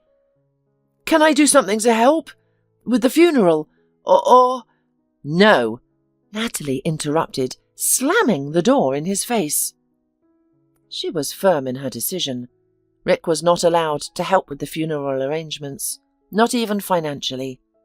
As a result, Carly was buried in the cheapest and most unsightly coffin. The ceremony, in the man's opinion, turned out to be too modest and somewhat stilted, obviously unworthy of the memory of his late bride, but he was unable to influence it. About what happened next, Rick preferred not to remember at all. He plunged into the abyss of despair, unbearable pain, and, like many other unfortunate people, tried to find relief from suffering in alcohol. He drank terribly, almost uncontrollably, completely neglected the business, and seriously thought about leaving this world. But, as luck would have it, he quickly realized that none of this would give him the desired relief, and certainly will not return his beloved. Rick then tried to pull himself together, attempting to gradually escape from his nightmare. This was incredibly difficult, but he succeeded. He used almost all of his remaining money to rehabilitate in a special clinic, and since then he had abstained from alcohol. Instead, he immersed himself in his work. He needed to revive his business, which he had almost lost due to his own folly. Fortunately, the knowledge and skills he had gained over the years through hard work were not so easily lost. Soon, his financial situation improved, perhaps even surpassing its previous state. However, this did not bring him happiness. His heart was no longer gripped by intense pain. Instead, a quiet, restrained longing had taken its place, constantly lingering. Now, he held a letter in his hands that could have only been written by her, his late beloved. No one else but the two of them knew the affectionate nicknames they used to call each other. This made him incredibly afraid to open the envelope. But deciding not to prolong the anticipation, Rick nervously opened the envelope. He was immediately hit with a wave of dizziness. The faint scent of perfume, Carly's perfume. Of course, this wasn't conclusive evidence. Many people would know her preferred scent, yet he was unshakable in his belief. The fragrance further convinced him that the letter was from his fiancée. He pulled out the neatly folded sheet of paper and scanned it quickly. Then he read it again more slowly and with focus. And again. And again. He must have read the letter at least 15 times before he understood that he wasn't going to spend the rest of his life standing in the hallway, still in his coat, reading the same lines over and over. He knew it was all nonsense and could not be true. But the letter was written so sincerely, with such love, and in recognizable Carly's style, as if she really had written these lines with her own hand. Rick was utterly convinced that nobody except her could have written it like that. Furthermore, substantial evidence pointed towards Carly being the only one who had sent him the letter. Beyond the signature on the envelope, the letter contained many details that only the two of them would know. It mentioned topics about their private midnight philosophical conversations, places significant to their relationship, and detailed descriptions of memorable dates. Interestingly, the sender of the letter did not claim that Carly was still alive. In fact, the text openly mentioned her absence from this world. Yet, the sender, whoever it was, expressed a profound yearning for her fiancé and acknowledged the insurmountable barrier separating them. According to the letter, Carly found a way to communicate despite her predicament. Allegedly, she was able to reach out through a psychic, someone highly sensitive to such matters, and transmit her message. She also said that he could respond in the same way with a letter, which the psychic would read aloud so that she could hear. The message's ultimate purpose became clear at the end. There was a request for a substantial sum of money to be left at a designated location, along with a written response. The reason for the money was not specified, but it was suggested that Psychic had serious personal problems that could only be addressed with this financial aid. Rick's mind screamed that this was an obvious fraud. The intent was crystal clear. Someone was trying to extract money from a wealthy businessman, exploiting his love story. Of course, uncovering the specifics mentioned in the letter wouldn't be straightforward, but that didn't mean it was impossible, right? Rick was torn between his heart's desire and reason. He had never wanted anything more passionately than to believe that Carly had reached out to him from the other world. She had always been persistent, and although the sum of money was significant, it was affordable for him. After much deliberation, he decided to follow his heart. In response to the letter, Rick wrote a heartfelt message to his beloved, unbothered by the idea of a stranger reading it. He enclosed the requested money and left it in the agreed location. However, he included a bit of trickery suggested by his rational side. In his letter, he asked several deeply personal questions, and, in certain parts, he intentionally misstated the facts. Details about their meetings, conversational topics, or who defended which stance in an argument.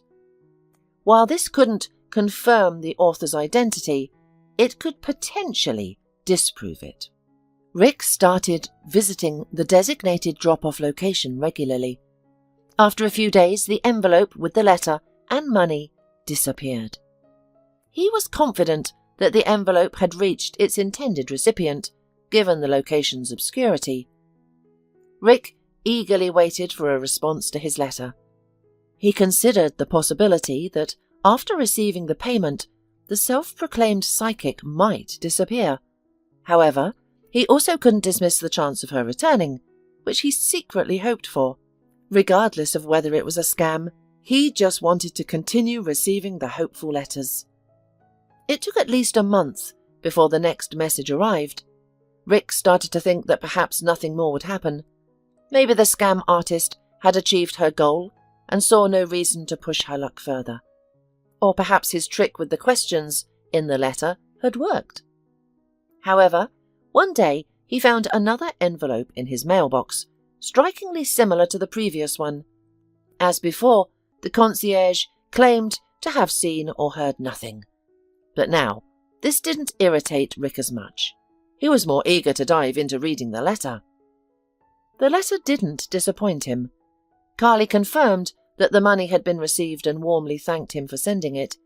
She also detected all the traps set in the message, answering all the questions accurately and pointing out the inconsistencies. She even scolded him for his lack of trust. This was what made him suspicious. Carly's challenging upbringing in an orphanage left an indelible mark on her, leading to a general sense of suspicion and mistrust. Suspicious was her second nature. However, she only let her guard down once when she met Rick. Therefore, given her nature, she likely wasn't surprised when he wanted to verify the authenticity of her letter. These letters, each ending with a barely noticeable request for money, started to ask for larger amounts each time. This time, the letter ended with another unobtrusive request for some amount of money for the psychic. And this time the figure was even larger than last time.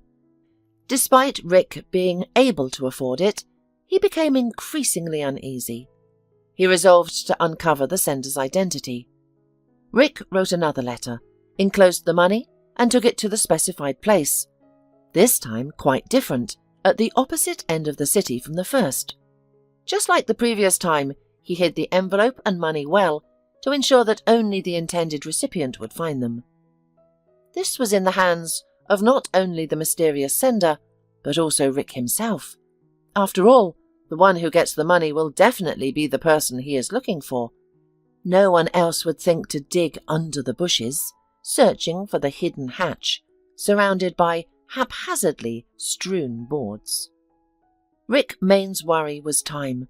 Previously, it took the letter writer several days to find the envelope. He couldn't really sit in ambush for 3 or 4 days in a row without going anywhere, so as not to miss the right moment. Fortunately, it didn't come to that. The envelope was retrieved just a few hours after Rick had hidden it. A young woman, evidently worn by life, swiftly lifted the exact board under which the money was concealed. She took out the cash, counted it, and nodded to herself. Rick recognized her the moment she appeared at the other end of the street. Initially, he had doubts about the coincidence, but when she went to the place where the envelope was hidden, his doubts completely vanished. It was Natalie, Carly's friend from the orphanage, and she was clearly the one extorting money from Rick. Realizing she was about to leave, Rick decisively emerged from the bushes where he'd been hiding. Seeing him, Natalie turned pale. Rick worried she might run away or call for help, claiming she was being attacked or robbed. It would be difficult to explain to bystanders what was actually happening. But Natalie, whether from fear or surprise, appeared rooted to the spot, watching as the man she'd been trying to deceive approached her. "Why all this charade with the letters?" he asked directly. "Rick, what a surprise. I didn't expect to see you." Natalie feigned innocence. "I just decided to take a walk." "Natalie, stop playing games," the man responded tiredly. "We both know you wrote to me pretending to be Carly and asked for money. It's a low move, but perhaps forgivable depending on why you did it." "I don't know what you're talking about," Natalie replied innocently, still clutching the envelope with the letter behind her back. "Well, suit yourself. If you don't want to talk to me, you can talk to the police. I believe I have enough power to hold you until they arrive. They'll definitely find your fingerprints on that envelope you're trying to hide, and on the 2 I have at home.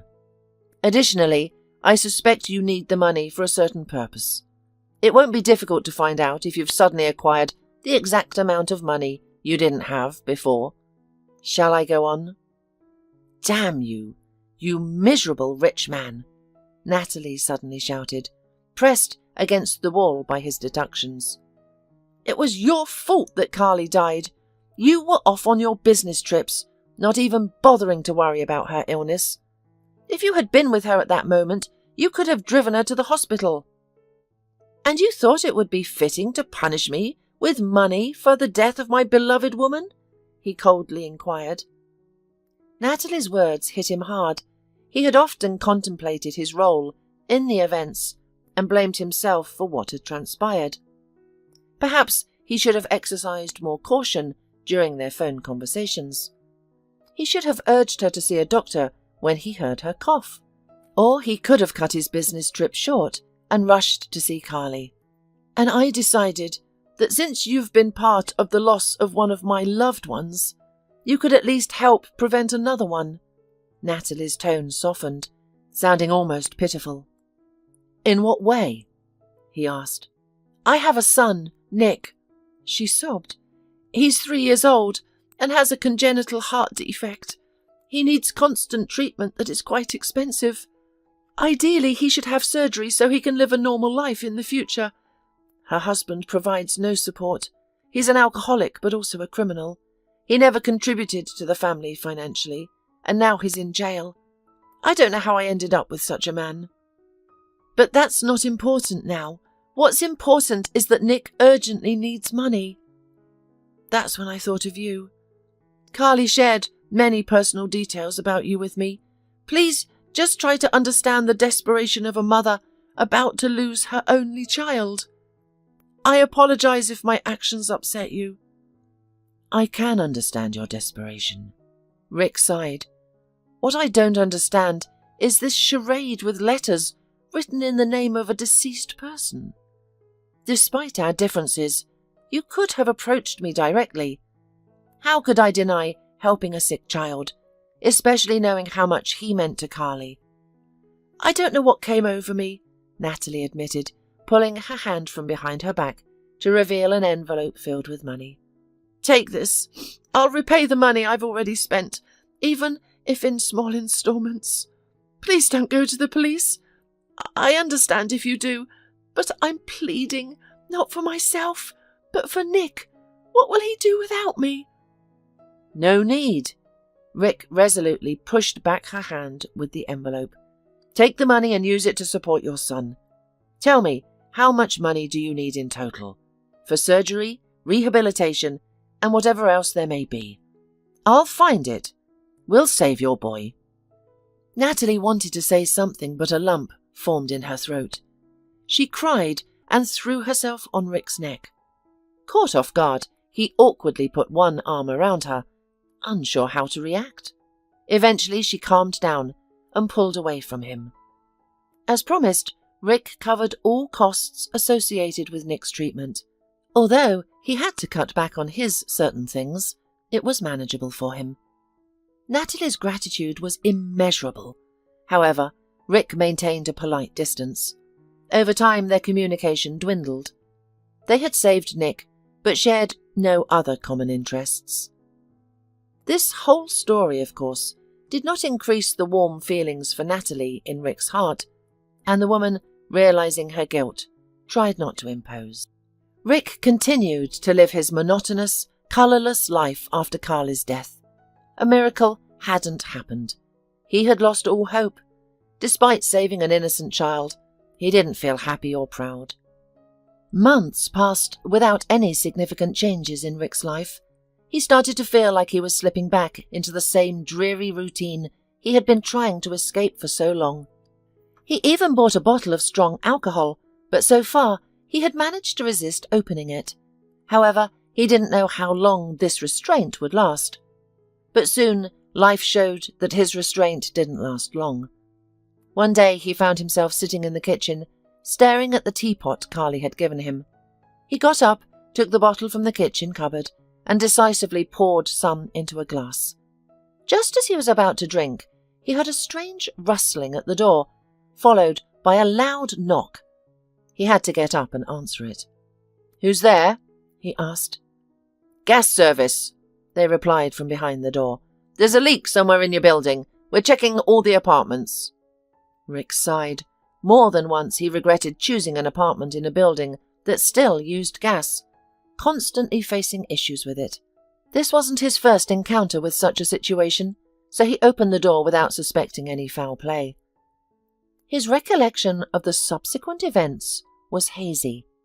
Behind the door stood 5 or 6 men with a distinctly criminal appearance. Something flashed in the hand of the closest one, followed by a sharp pain in Rick's stomach, causing him to collapse on the ground, almost fainted. Stepping over him, the strangers entered the house. They hardly spent more than 10 minutes there, which seemed an eternity to Rick. After taking all the valuable things they could carry, they approached him again. Rick felt another attack of pain. Someone must have kicked him with a heavy boot. He didn't know where he found the strength to grit his teeth and remain silent. The only thing clear to him was that his silence was the key to his survival. He needed the thugs to think he was dead. And then a sudden thought occurred in Rick's mind. Just 15 minutes prior, he was indifferent about his own life. He had thought he wanted to die. But now he realized with clarity, "No, I'm not ready for that," and clung desperately to life. "I think he's dead," a gruff voice from above him said. "That's great. Let's get out of here," replied a second voice, which belonged to someone who referred to himself as the gasman. They left. Meanwhile, Rick laid on the floor, contemplating his next move. Unsure how much time had passed since he'd been wounded, he knew he had to reach a phone and call an ambulance. As he lost consciousness multiple times, he tried to make sense of his fragmented reality. He crawled. When he awoke, he was in a hospital. His stomach ached, but overall he felt much improved compared to when he'd been struggling to reach the phone. His effort must have been successful, considering he was still alive. The man attempted to pull himself up on the bunk for a better view, but was immediately met with sharp, piercing pain. "Don't move," a quiet male voice commanded. "You've survived a major surgery. Your life is no longer in danger, but you need time to recover. Please, no sudden movements. It will make our job much easier." Rick's vision cleared as the painful fog lifted. He noticed a man in a white coat standing in the doorway, likely a doctor. "Did I call the ambulance?"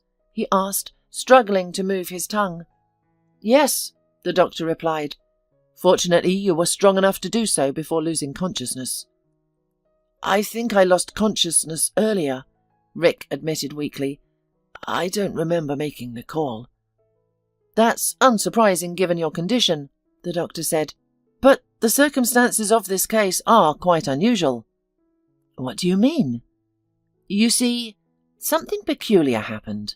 A couple of hours after you were admitted, a man arrived. He looked like a gangster, the type you can identify just by their appearance. He persistently inquired about your condition, which was quite suspicious given your circumstances. But he insisted he wanted to assist you. Your condition was severe.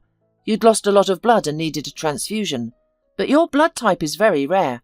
It's impossible to obtain it quickly and in the required quantities. Simply put, we needed to find a donor. So I thought, what's there to lose?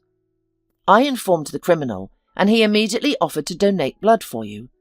I didn't believe it would work, but it turns out he has the same blood type. Moreover, it's perfectly compatible with yours, so much so that I can confidently say you could be related. That's ridiculous, Rick firmly retorted. I don't have any such relatives. Regardless, the doctor shook his head. You are alive today, solely thanks to this man. So, may I meet my saviour, or did he leave without waiting to see the results of his good deed? Well, he specifically wanted to talk to you, especially after I mentioned your possible kinship. Unfortunately, he didn't have the time. He was arrested right here in the hospital about 2 hours ago. Most strikingly, it was concerning the robbery at your apartment. Rick groaned and closed his eyes.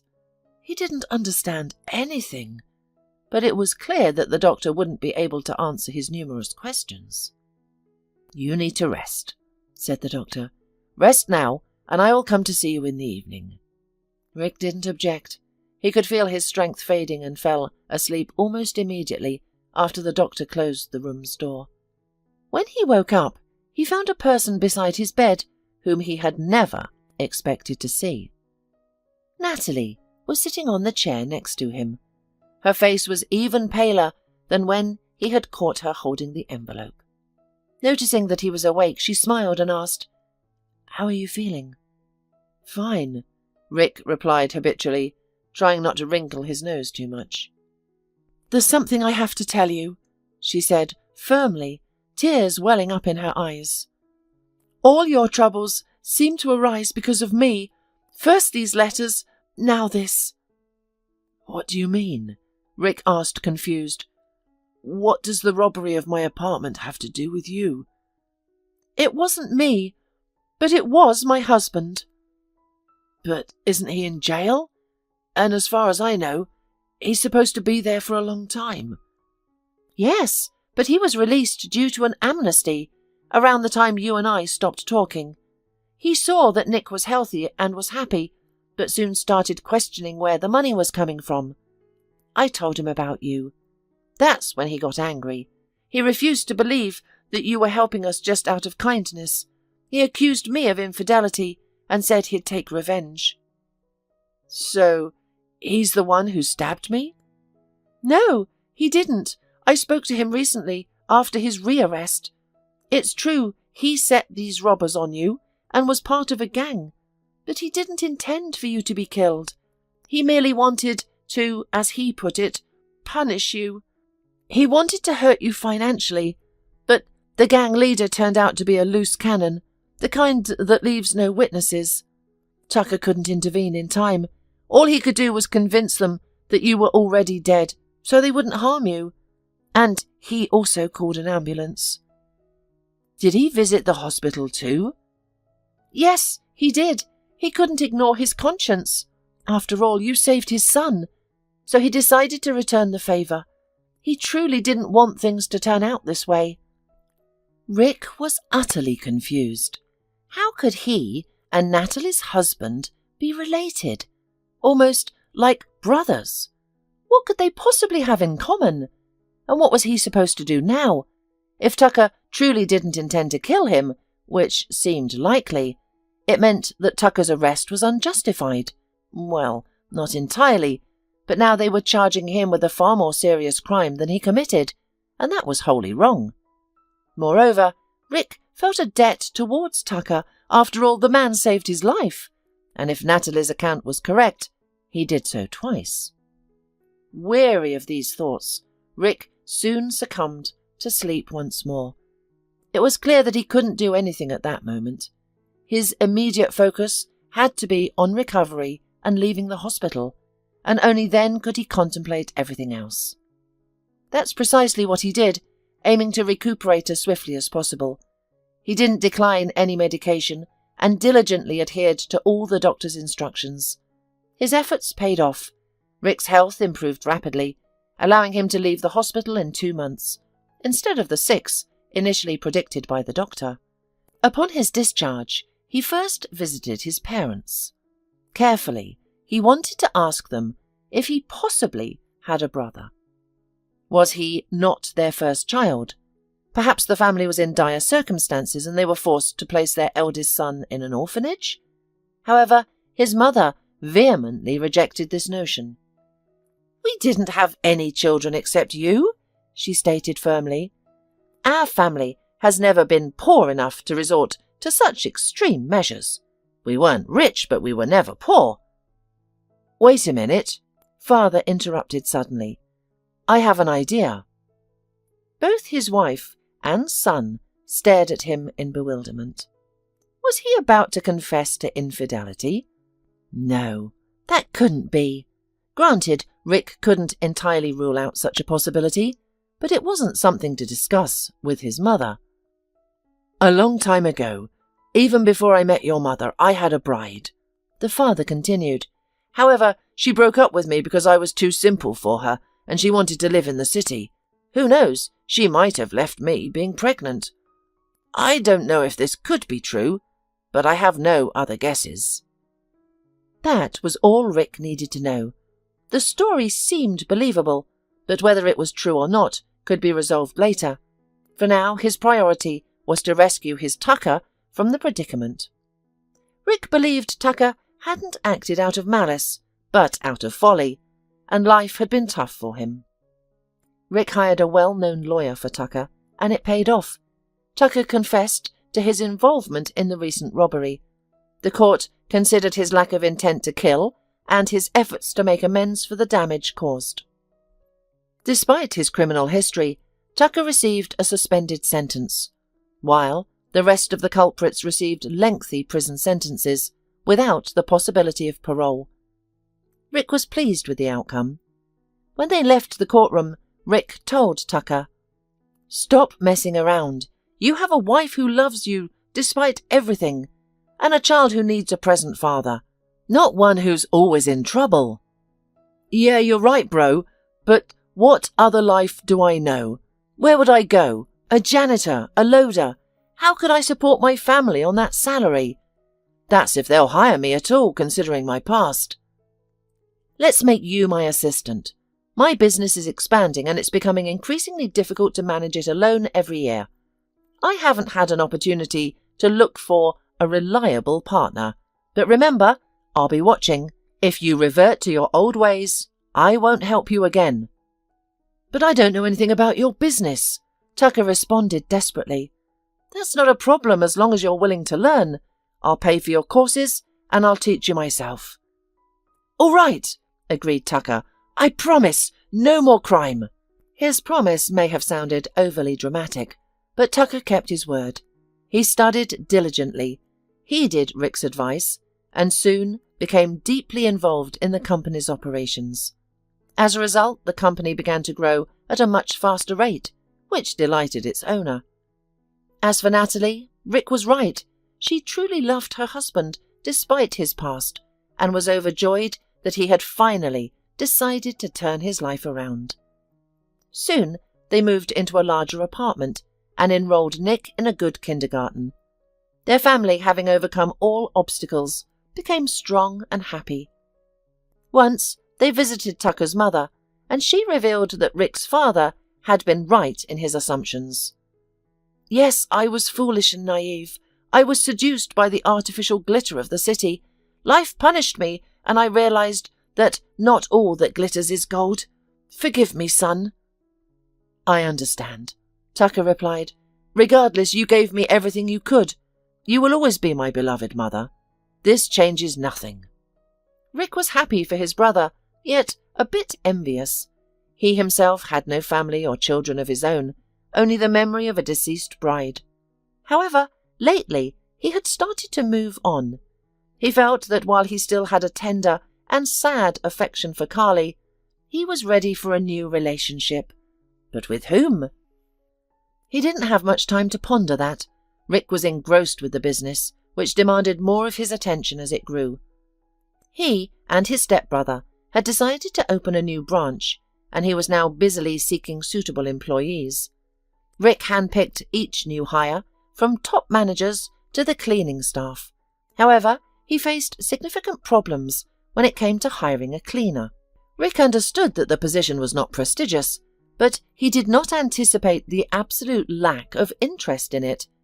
Despite offering a decent salary for the role, only one candidate applied during the 2-month vacancy period.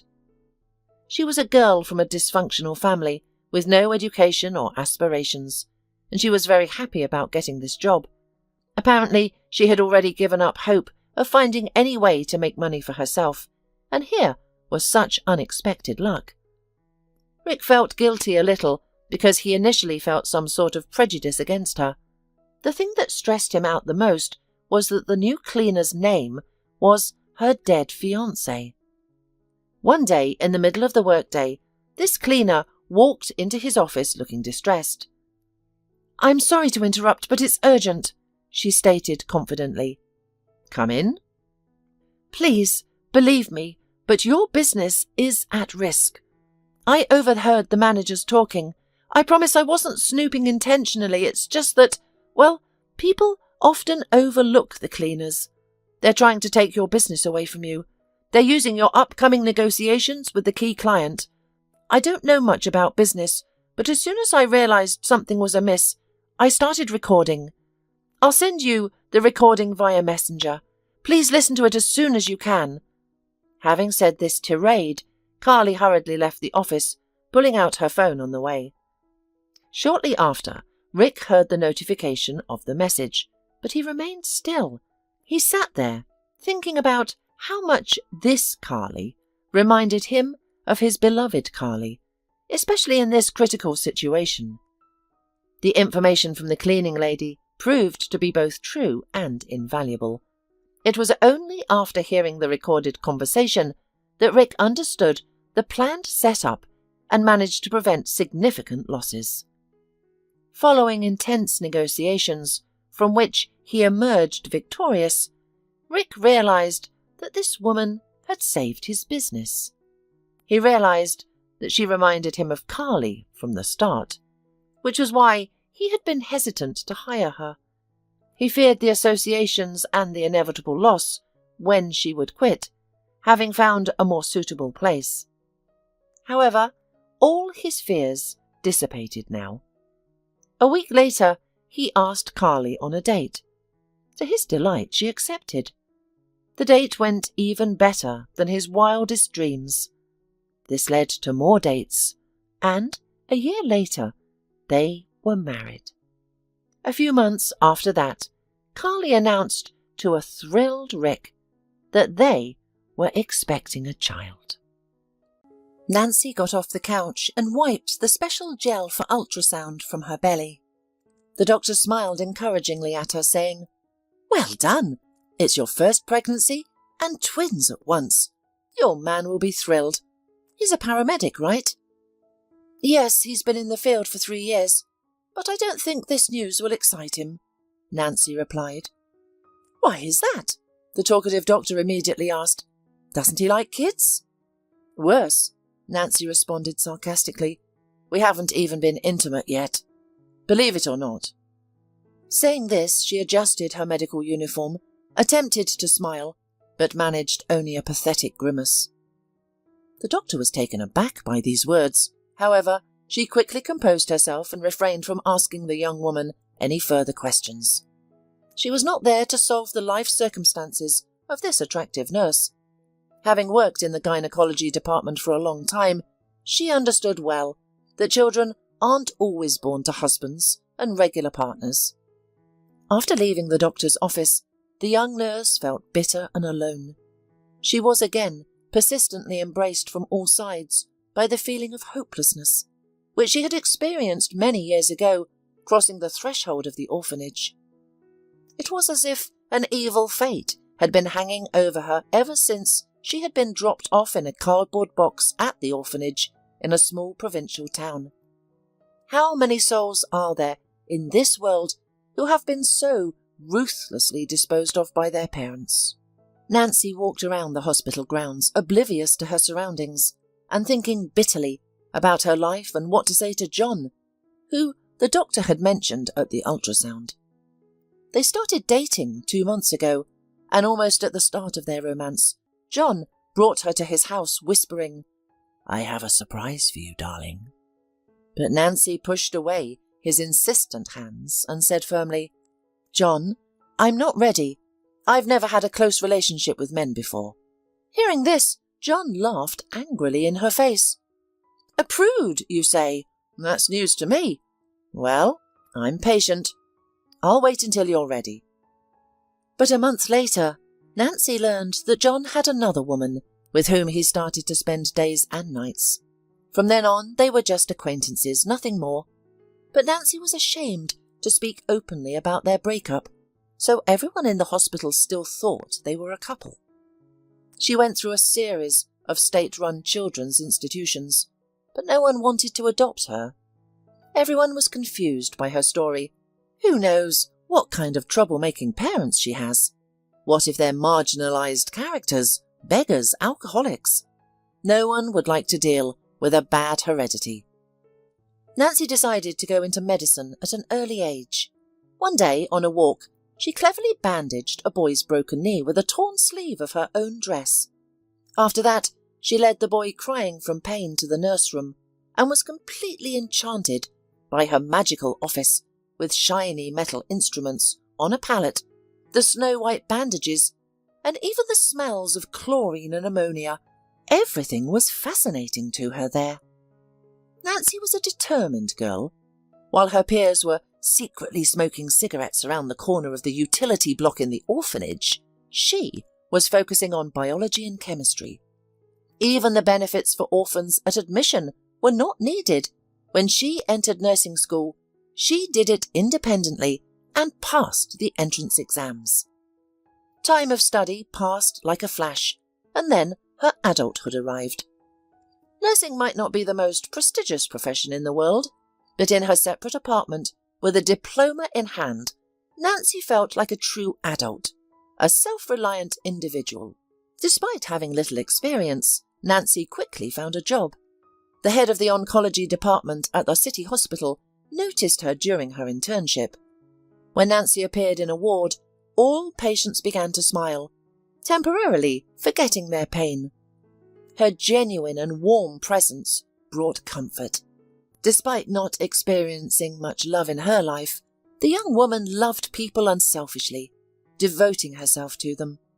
She remained kind and resilient, and always wondered where she found the strength to give steadfast attention to those who suffered. Such compassionate professionals were invaluable in the department, where not all patients returned home. Everything was always clean, neat, and intelligently organised, whether at the nursing post during her shift or in each ward. It was hard to imagine anyone wanting to insult or harm someone like Nancy. Unfortunately, a negative incident did happen. Larry found himself in the ward through his family. His aunt, a respected surgeon with many years of experience, worked there. She had saved many patients' lives. Larry urgently needed to resolve his military service issues, ideally being deemed unfit for service. The contrast between Larry, who was faking a gastric oncology suspicion, and those genuinely sick was stark. He was a sociable young man, wealthy, with no obvious signs of the feared disease. However, in the hospital, it's not customary to meddle in others' affairs. If a bed is located to a patient, it must be for a good reason. Everything was going fine until Larry got bored. He noticed Nancy, petite, quiet and polite. He learned from his aunt that Nancy was an orphan with no one to protect her. So he decided to have a little fun on the weekend, while the department was almost empty. He lured her into a storage room where mattresses, pillows and linens were stored. Nancy was stunned by his audacity and couldn't speak. Larry even clamped her mouth shut with his hand. When he realised that she was innocent, he became even more excited. "What a surprise! Stay quiet and I will too. If you speak of this, you'll be out of a job in no time," he threatened, and after saying that, he released her. Nancy left the storeroom looking frightened down the corridor, It was quiet. All the other nurses were having tea and coffee with candy after dinner. Nancy carefully examined her clothes and tidied herself up. She was really afraid of being fired, but even more, she was terribly ashamed if someone found out about what had happened to her. So she decided not to tell anyone and take this act as a terrible, ridiculous dream, which she should forget as soon as possible. Besides, Larry was soon discharged. Despite Nancy's medical education, she didn't immediately understand the serious implications of her encounter with an abusive patient. Her pregnancy proceeded without toxicosis or other complications. By the time she realized she was already 12 weeks pregnant.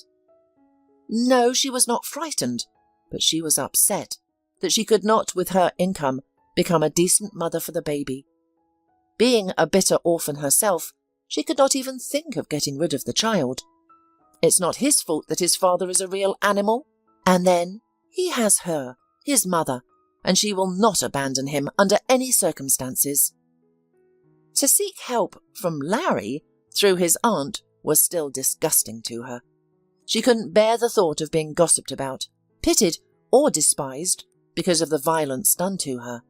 Some might even think that she had seduced the rich nephew of a famous doctor for her own gain and promotion. Because of all these fears and the fact that there were no relatives around to give her a good advice, Nancy decided that no one would find out about the father of her child. When she heard during an ultrasound that she was expecting twins, Nancy despaired. She dreaded the thought of her offspring enduring a harsh, impoverished and underprivileged fate. It was bad at heart, but she had to return to work. Her patients were not to blame for the fact that everything in her life was about to change, and, most likely, in a bad direction. Ben Thompson was a wealthy businessman and heir to a large metallurgical corporation. He was a strong, willful and courageous man, traits recognized by everyone around him, from his young wife to his partners, colleagues and friends. He kept his past sorrows hidden deep within his soul, savouring the present and always looking optimistically towards the future. He was resilient, like a diamond that refused to be scratched by circumstances. But now, lying in the oncology ward, he seemed like an entirely different man. I'm about to become a helpless creature, obeying the orders of a terrible pain, he thought. My doctor was honest with me. A couple of months is all I really have. I can barely stand the agony from shot to shot even now. In my case, the disease is too advanced. The verdict is irrevocable. What do people who know they don't have long to live think about? Who knows? Probably each of them is thinking about something different. And Mr. Thompson found himself thinking about his beloved wife. How will she survive in this harsh world without me? He thought. He'd already limited her visits here to the oncology department of the city hospital. He thought that it was not right for him, a mature man of 55, to involve such a carefree creature on the web of his own and other people's suffering. He wanted to leave this world on his own, without unnecessary witnesses, no matter how much he loved this woman. Mr. Thompson grumbled even when his elderly father visited. He concocted reasons to avoid the meeting, claiming important tests, exhaustion, and longing for solitude. Despite his son's opposition, his father remained stubborn. But Michelle didn't mind coming less often. In her rare visits, she entered the room like a vibrant foreign butterfly, leaving a trail of exquisite perfume and spring freshness. She used to kiss him on the cheek and talk about her recent visits to stores and spas. She liked to drive dashingly and explore new places where her beauty was cherished, nurtured and created. It was a long-standing habit of a former model who left the catwalk at her husband's request. They met 12 years ago in Sicily, a place ripe for romantic adventures. Christina was shooting a series of commercials in the town of Taormina. This architectural gem, perched on a hilltop overlooking the Ionian Sea, provided the perfect backdrop. According to the director's plan, the heroine would enter the village through one of the gates, wander through the narrow streets where homeowners placed large pots of indoor flowers on their steps, and then sail to the island of Isola Bella, home to exotic animals and birds. These vibrant mini-stories promoted the purchase of sunglasses, a necessity in the hot Italian sun and on southern beaches. Despite the blinding sun and heat, Michelle switched between outfits and expressions effortlessly, always looking flawless on camera. Mr. Thompson was watching from afar the efforts of the film crew, who were languishing in the heat, thus spending his mini-vacation. The man had a meeting with his Italian partners on the mainland in 3 days. In Sicily, he intended to visit the filming locations of his favourite movie, The Godfather, and then sail from Messina directly to the mainland, so to speak, to mix business with pleasure. His romantic affair with Michelle bloomed like an exotic flower on the seaside. It was passionate and fiery, its heat affecting both of them. For the first time in years, Mr. Thompson fell deeply in love. Michelle reciprocated his feelings, desiring not gifts or money, but only him. She wanted to be alone with him, whether during walks, in their hotel room, or in a shady cafe. Mr. Thompson was losing his head, but did not want to resist it. After a family tragedy many years ago, he was finally living fully again. The misfortune retreated into the shadows.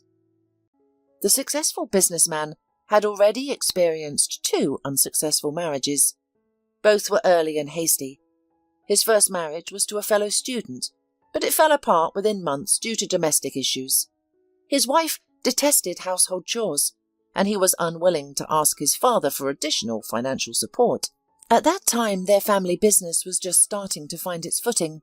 His parents worked tirelessly, with his mother handling all the domestic responsibilities, while his father focused on the business. Megan, however, wanted a life of luxury and expected to live like the wife of a successful businessman. She was disappointed with the domestic workload and left saying, "Ben, I married the son of a businessman, not a kitchen hand. I expected a completely different level of life in your house. Your mother even does the dishes for everyone. I'm leaving." A few years later, he met another beautiful woman who had studied in London. Having lived in England, she saw herself as an aristocrat with impeccable manners. She was appalled by Ben's casual habits, such as leaving his socks near the bed and not always dressing in a tuxedo or a classic suit. She tried to instill her English customs into their home, including organising tea parties for her like-minded friends. Ben's mother flatly refused to take part in these prim gatherings. She hurried to Ben's little sister Amy to take a walk with her in the park or read an interesting book.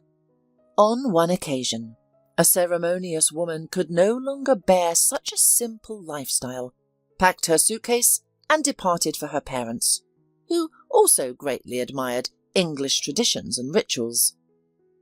Neither of Mr. Thompson's young wives considered the prospect of having children. They enjoyed the freedom of a life without the responsibilities of diapers or feeding bottles. After 2 unsuccessful marriages, Mr. Thompson shifted to short, non-committal relationships.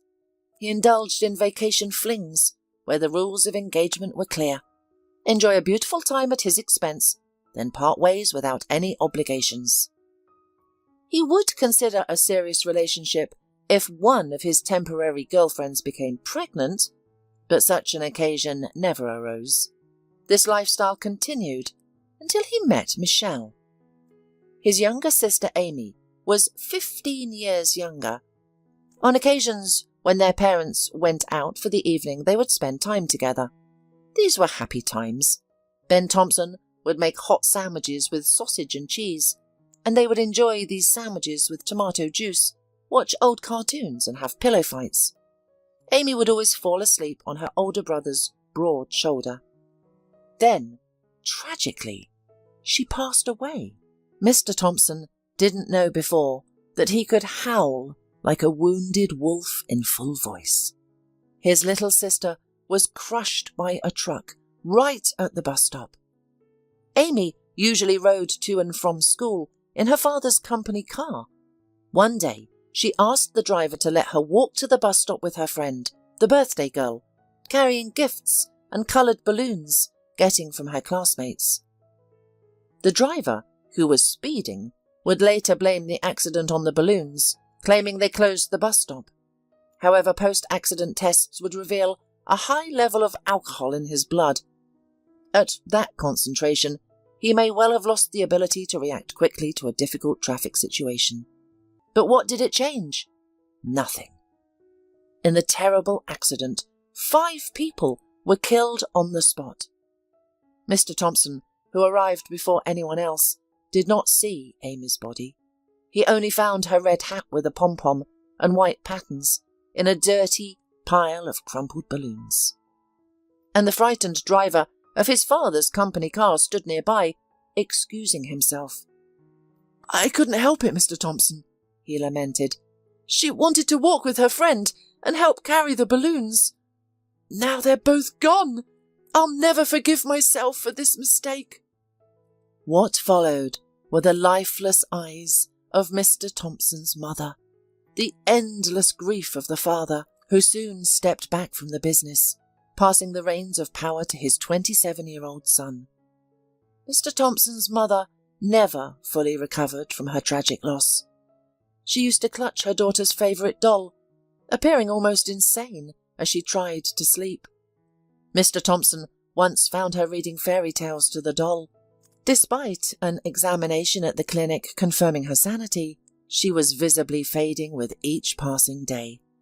She insisted that Amy visited her in dreams, expressing fear of being alone in cold darkness and pleading for her mother to save her.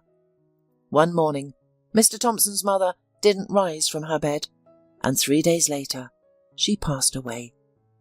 Her husband discovered her smiling peacefully, as if her deepest wish had been fulfilled. She was reunited with her daughter. The truck driver was convicted and received a hefty sentence, but of course it didn't bring back the deceased. Mr. Thompson couldn't drive for a long time, not from fear, but because of the vivid memories associated with driving. Balloons, a hat, a red pom-pom, Amy's laughter, her playful pillow fights, and the dozens of snow white and scarlet roses on his mother's grave. Anything related to cars and the road became a source of deep pain. That's why he was always anxious when his wife Michelle decided to drive. He didn't even like to watch the process. When his wife got into the car, he stayed away from the garage.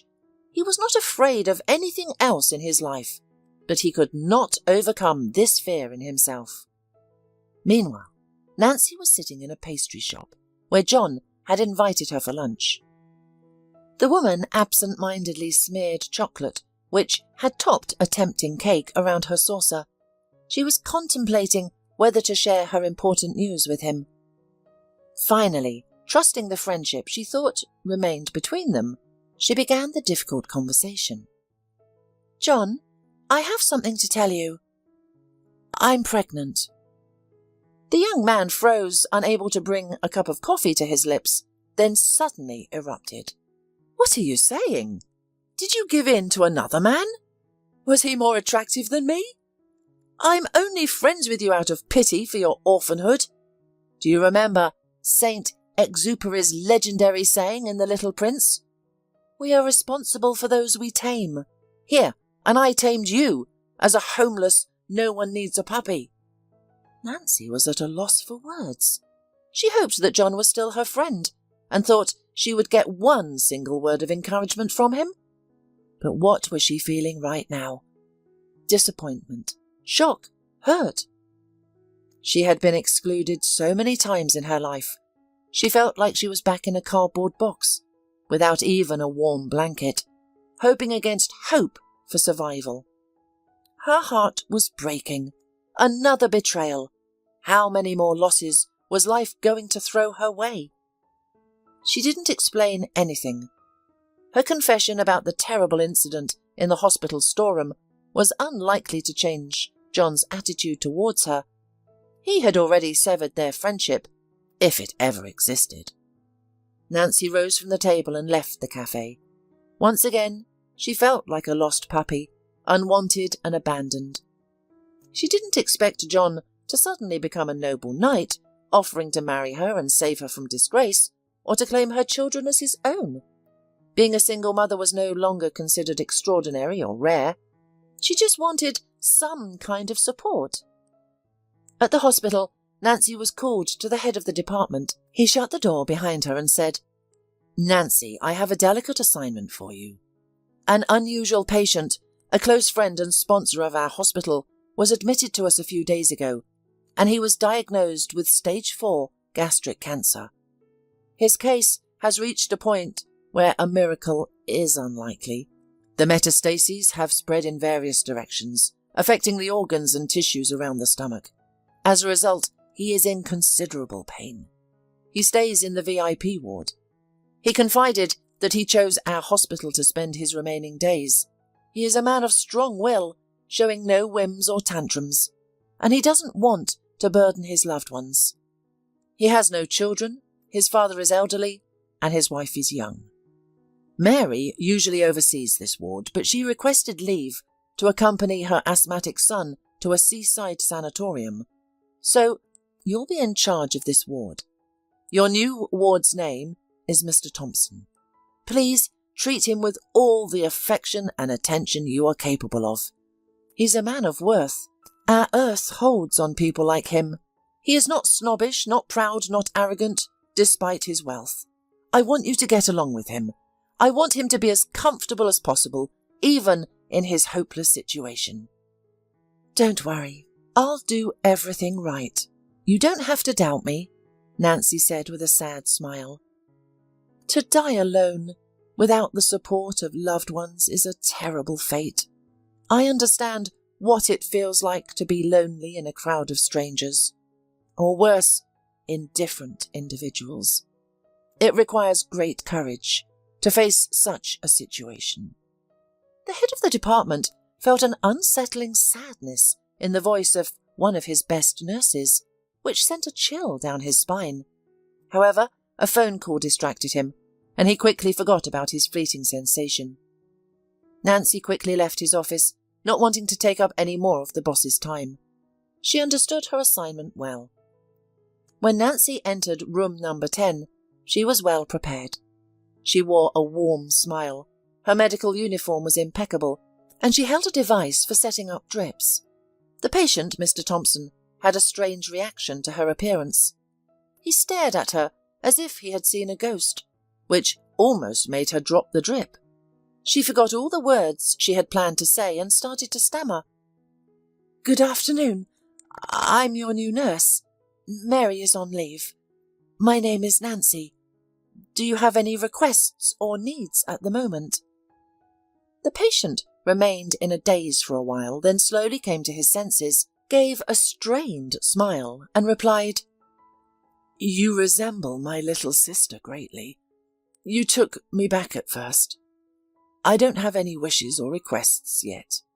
If I need you, I'll summon you," said Mr. Thompson, wishing for Nancy's swift departure. Tears welled up in his eyes, not wanting anyone to witness his vulnerability. His astonishment was boundless. Nancy looked just like Amy, only older. The same grey eyes, framed by fluffy lashes, similar eyebrows and lips. He thought if his mother saw Nancy now, she would faint. Their figures were almost identical. However, Amy was already in her early 40s, and this young nurse was clearly much younger. Nevertheless, the resemblance was uncanny. Mr. Thompson pondered that Amy's daughter could resemble his nurse. How sad and irreversible it all seemed. Such encounters in life often lead to ambivalent thoughts, and Nancy's patient was no exception. After she left, he immediately called his father to come to the hospital. He said he would explain the urgency in person. The elderly man came immediately. The first thing Mr. Thompson did was invite his new nurse to the room under a plausible pretext. "Nancy, my father's here to see me. Would you mind making us a couple of cups of herbal tea?" He watched his father's facial expressions carefully, but detected nothing unusual.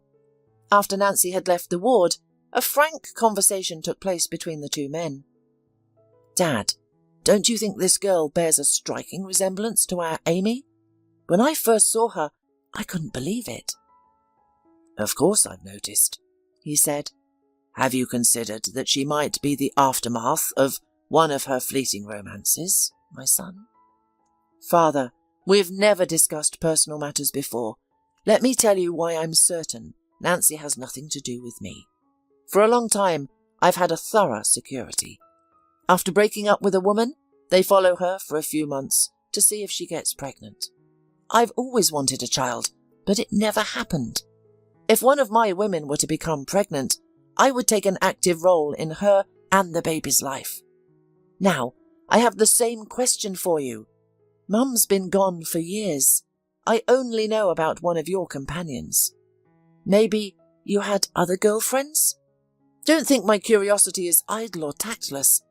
The new nurse's appearance struck me. No, son, there was only ever Helen. We met when I was in my 50s, and she was about the same age. She saved me from the loneliness I felt after losing your mother and sister, and became a loyal, good friend.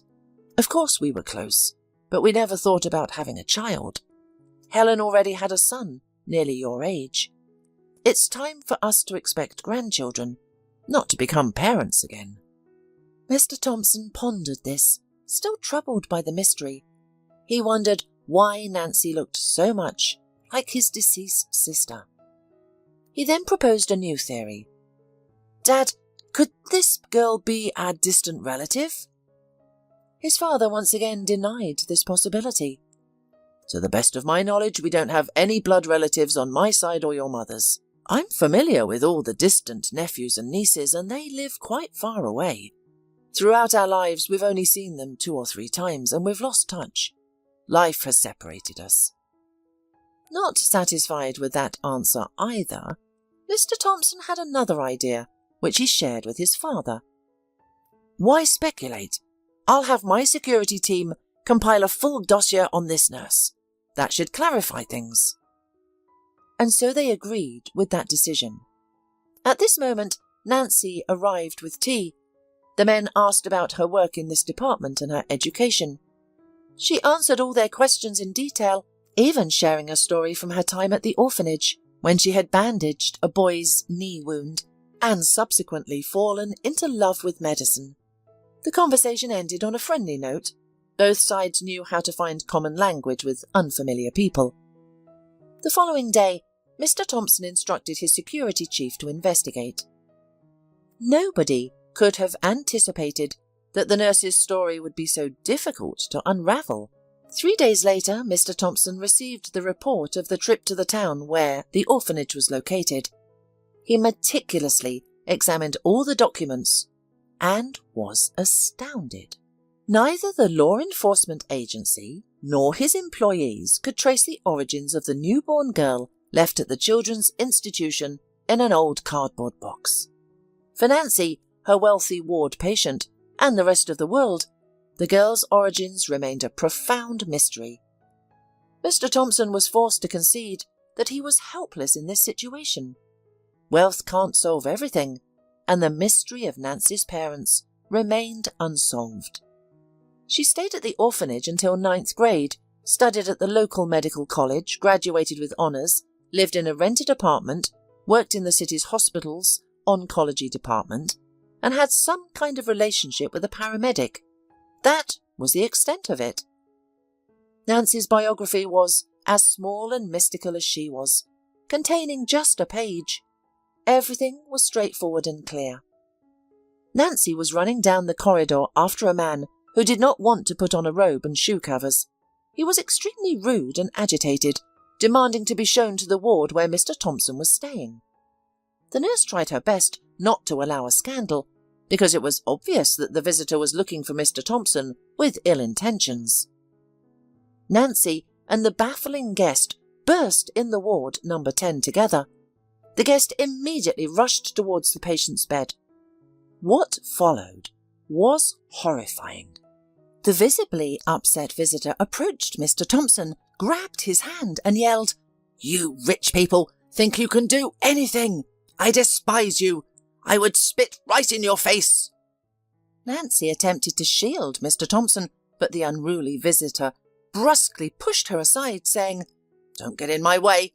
I need to speak to this audacious, disgusting man and look him in his shameless eyes. His wife is hiding from me behind a tall fence of private property." Completely bewildered, Mr. Thompson quietly asked, "What's the problem? What has Michelle done to upset or hurt you?" The man paused momentarily before launching back into his tirade. "Upset me? Is that what they call it now? She destroyed me by ruining my loved ones." Nancy and her patient listened confused, deciding it was best to let the man vent his feelings. "My wife was crossing the road on a green light, pushing a stroller with our youngest daughter and leading our oldest son by the hand. Your wife's car hit all three of them. They are in the hospital now. My wife is in serious condition. Do you know how a man feels who has almost lost three of his most beloved people overnight?" Mr. Thompson felt a sense of déjà vu. The halt, the inflatable balloons, the red knit cap, the internal void and chill. Perhaps there's a mistake. Michelle could not have committed such a heinous act. Yes, she loves cars and speed, but to run over a person? It could not have happened because it could never have happened. The visitor twitched nervously, glaring at his wealthy adversary. "Do you think your beautiful wife, an angel incarnate, can't turn into a demon? She's so delicate, so fragile, so airy. I went to see her, wanting to look her in the eye to understand how she could ignore the victims and flee the crime scene. I see they're keeping you in the dark, protecting your nerves. Your wife hired a slew of lawyers when they identified her from the surveillance footage and traced the car's ownership. She was arrested and released almost immediately. Now she's at home lying low, nursing her wounds with wine. You wonder how I know all this? Some good Samaritans found me, informed me and showed me the footage." Mr. Thompson was in disbelief. Michelle was well aware of the tragedy involving his younger sister. She knew that ever since then he had tried to avoid cars on the 10th Road, only using motorized transport when necessary. The notion that his wife could be so reckless on the road was absurd, nonsensical, and fantastical. Mr. Thompson didn't argue with his adversary, noticing the man was broken by the calamity that had befallen him. "Look, you're right, that I don't know anything about this case. But believe me, I will look into everything, and of course if my wife is guilty she will be punished. And I will compensate all your expenses and damages. And your family will be taken care of by the best doctors."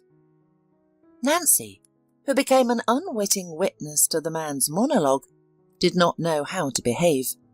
On the one hand, as an employee of a severe oncology ward, she had to shield her patient from this kind of intrusive scene. On the other hand, in such a situation, it would be cruel to prevent two people from talking about the accident and its consequences. Meanwhile, the visitor began to retreat, looking as if he had completed a challenging mission. He left without a word, visibly drained. Mr. Thompson also seemed distressed and deep in thought. Nancy later overheard him instructing the security team to get him the video footage of the accident. Later that day, Nancy ran into John in the emergency room, and he didn't hesitate to make a mean joke about her. "I see our mummy-to-be is living and working quite serenely." He snorted contemptuously and walked toward the ambulance, but it was too late. The nurse, having listened to their conversation, clung to Nancy with a dead grip. "Nancy, are you pregnant? Or what? You know, yesterday in the dining room at lunch I thought about you, that you are so tiny, but it seemed as if you were eating for two." "For three," Nancy didn't lie. "I'll have twins, 16 weeks along." Her colleague was stunned and immediately asked, "Isn't John the father of the babies? Everyone in the hospital thinks you two are together, and he's so angry with you now. Did you cheat on him?" Nancy frowned. John is not the father of my future children. That's how it is. Let's drop this topic. It's unpleasant for me. I'd appreciate it if this conversation stays between us. Almost all my clothes are becoming tight. I'll wear my uniform a size larger. Soon everyone will know about my condition. Let that happen later rather than sooner. Later in the department, Nancy, recalling John's harsh words, broke into tears. She had been on duty for almost 24 hours, and it had been a difficult day. A call from the Mr. Thompson's ward came at the most inconvenient moment. She barely had time to dry her eyes. Mr. Thompson was a perceptive man. He saw the crying eyes of the nurse at once, but at first he only reminded her that he was due for an anaesthetic injection soon, and asked her to give it a little earlier because he had no strength to endure the severe pain any longer. Nancy checked the schedule. Before the injection was only 20 minutes, and thought, he's such a brave man, yet he can't endure it. 15 minutes later, she went in to check on the patient. Just as she was about to leave, assured he was feeling better, he suddenly grabbed her hand. Now, Nancy, tell me, why were you crying today? He said. His tone wasn't demanding, rather, it was filled with so much empathy that she couldn't hold back her emotions. She confided in him about her foolish affair with John, the audacious Larry who took advantage of her on the weekend, and her fear of conflict with the influential doctor. She also told him about her pregnancy and the twins she was expecting. Upon hearing this, Mr. Thompson was enraged. Tomorrow we'll dot all the dots in this disgusting story, and that doctor's despicable nephew will pay for his actions. I have the power and money to make sure of it, believe me. Nancy pleaded. Please, don't. I genuinely enjoy working here. A scandal would leave me without a job or means of living, she said in a trembling voice. Mr. Thompson studied the young woman, whose life he was about to disrupt significantly. He had been in a state of anxious anticipation since the departure of the man who accused his wife of a heinous crime. By tomorrow, he would know whether Michelle was guilty or not. And now he was determined to make justice prevail, at least for Nancy. The head of the department did not dare refuse Mr. Thompson's request to meet with one of the hospital's surgeons.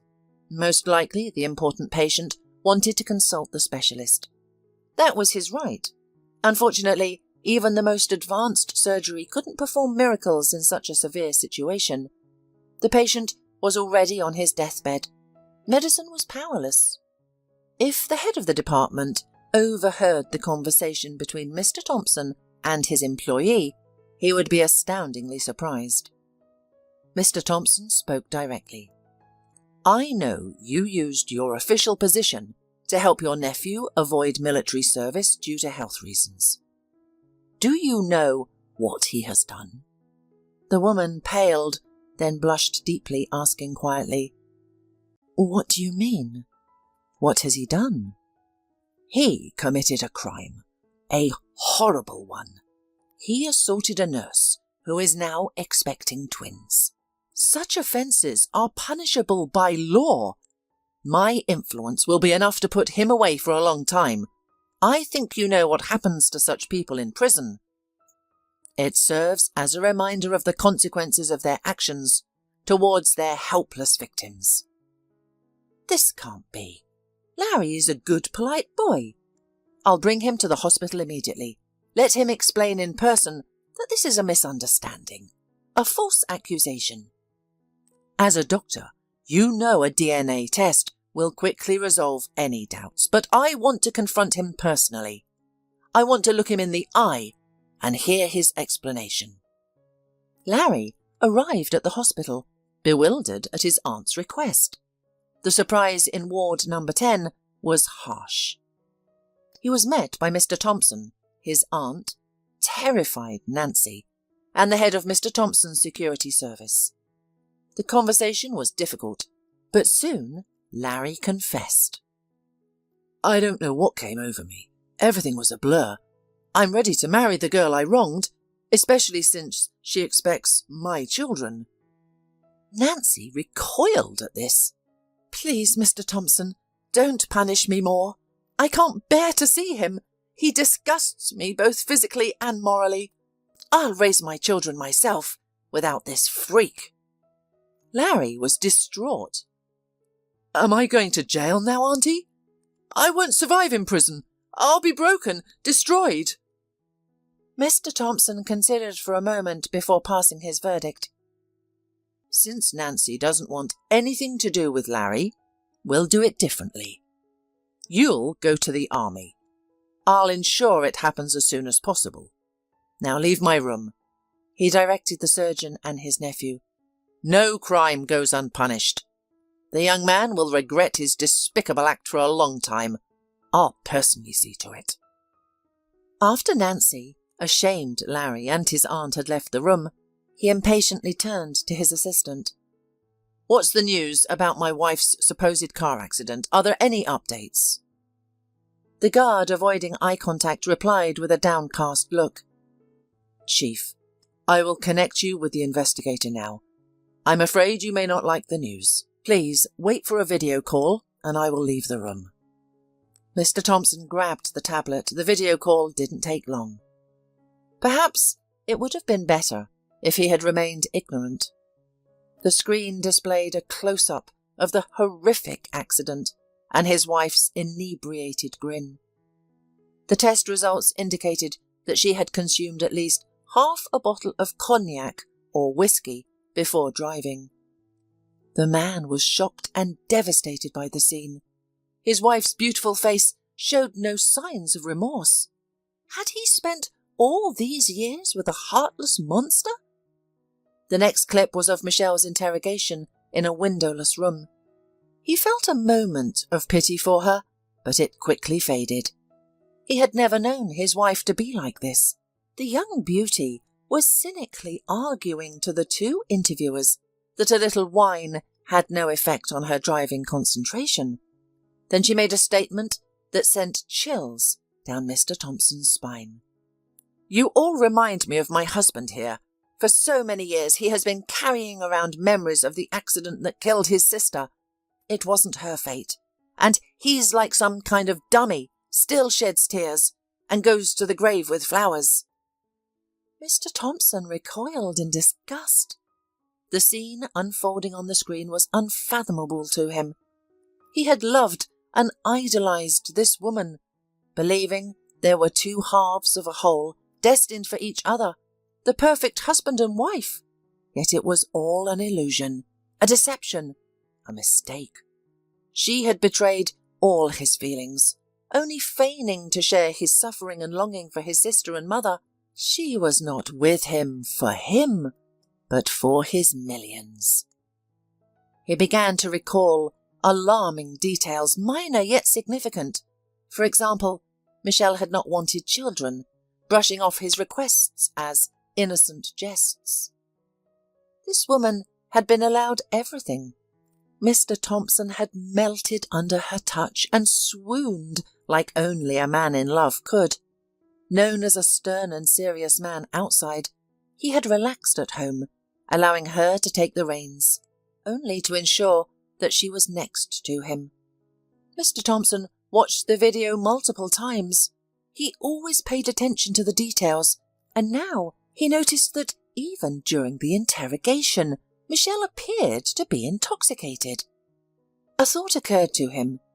She's celebrating my imminent death and her future affluent freedom. I need to revise my will urgently, but I need to do it carefully, considering every step. Nancy quietly entered the chamber, a large basket of flowers in her hands. "Mr. Thompson, please forgive my intrusion, without your calling first. Larry sent me these flowers and some sweets. I've given the cake and candy to the nurses without specifying the sender. I was going to discard the flowers, but I couldn't bear to. They're still alive and innocent. May I place them in your ward?" The man observed her, a new plan forming in his mind, and he replied to the woman, While I don't appreciate Larry's generosity, the flowers shouldn't suffer for it. Place them on the windowsill, and there's a serious conversation we need to have. I'm going to require your active assistance." Michelle was frustrated at getting entangled in such nonsense. Her carefully orchestrated operation to accomplish her ultimate goal was falling apart. How did that woman and her children end up on that unfortunate crosswalk? She and her friend had been chatting in a bar, oblivious to how much they had drunk, including undiluted whiskey on the rocks. When she got into her car, she felt slightly dizzy, but she had driven frequently enough to not consider it a hindrance. In such a pricey car with conspicuous license plates, she was rarely stopped by the traffic police. Her journey to tomorrow's important meeting in her husband's ward was a long one. Tomorrow, his will be signed. His health was failing and time was running out. With his impending demise, his wife was already contemplating life without him. She envisioned a life with his millions, free to live for herself. She dreamt of companionship with younger, robust men, rather than her aging, ailing husband. Her husband had been a good man, strong-willed, passionate, and determined. The issue lay in their substantial age difference. She felt improper in social settings with him, unable to enjoy the company of her peers with her much older husband by her side. Her friends often said, "Michelle, you're so lucky. Your husband spoils you with gifts, never denies you anything, and fulfills your every wish." But his adoration couldn't quench Christina's yearning for more. She believed that her beauty deserved more than just material gifts. She desired a partner who appealed to her heart. She looked forward to living a hassle-free life on the inheritance she would receive after his death. Fortunately, her husband never had children, so there would be no sponges on his treasures. The woman uncorked another bottle of wine, her smile predatory. With her remarkable beauty, she knew she could charm even a high-priced lawyer into quickly fixing her detainment for a minimal fee. Her primary concern was ensuring Ben remained unaware of her mishap until after the final signing of the will. However, she would be definitely able to convince him it wasn't her fault, that it was a scheme against her. Michelle prepared meticulously for her trip to the hospital. She wanted her husband to be captivated by her beauty, to realize again the joy and light she brought into his life. She wore a scarlet pantsuit, snow-white blouse, and high heels that highlighted her long legs. Her red hair was tied back in a voluminous ponytail, and she wore small ruby earrings, a gift from Mr. Thompson. Her green eyes reflected love and devotion.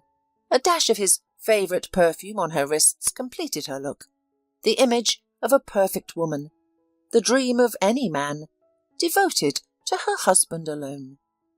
Picking up her purse from the chair, Michelle headed to the hospital to see her husband. She was filled with anticipation, believing that today would mark a victory of a cunning and beauty over male trust and naivety. Outside their home, she admired their surroundings and thought again about how she would soon be a wealthy widow. Michelle started to count her potential assets with the immaculately manicured fingers. There was a successful company that her husband co-owned with a reliable long-term family friend, a summer house tucked away on the seacoast, where she and Mr. Thompson enjoyed spending time. Their primary residence was a house outside the city, modelled after a chalet in the Swiss Alps. There was also a delightful small house on the Mediterranean coastline, which Michelle enjoyed visiting with her friend to attend fashion shows in Paris and Milan, followed by relaxing under the shade of lush olive and orange trees. Additionally, they owned 3 city apartments, a couple of cars for business and social outings, and an entire floor of the house furnished as a dressing room.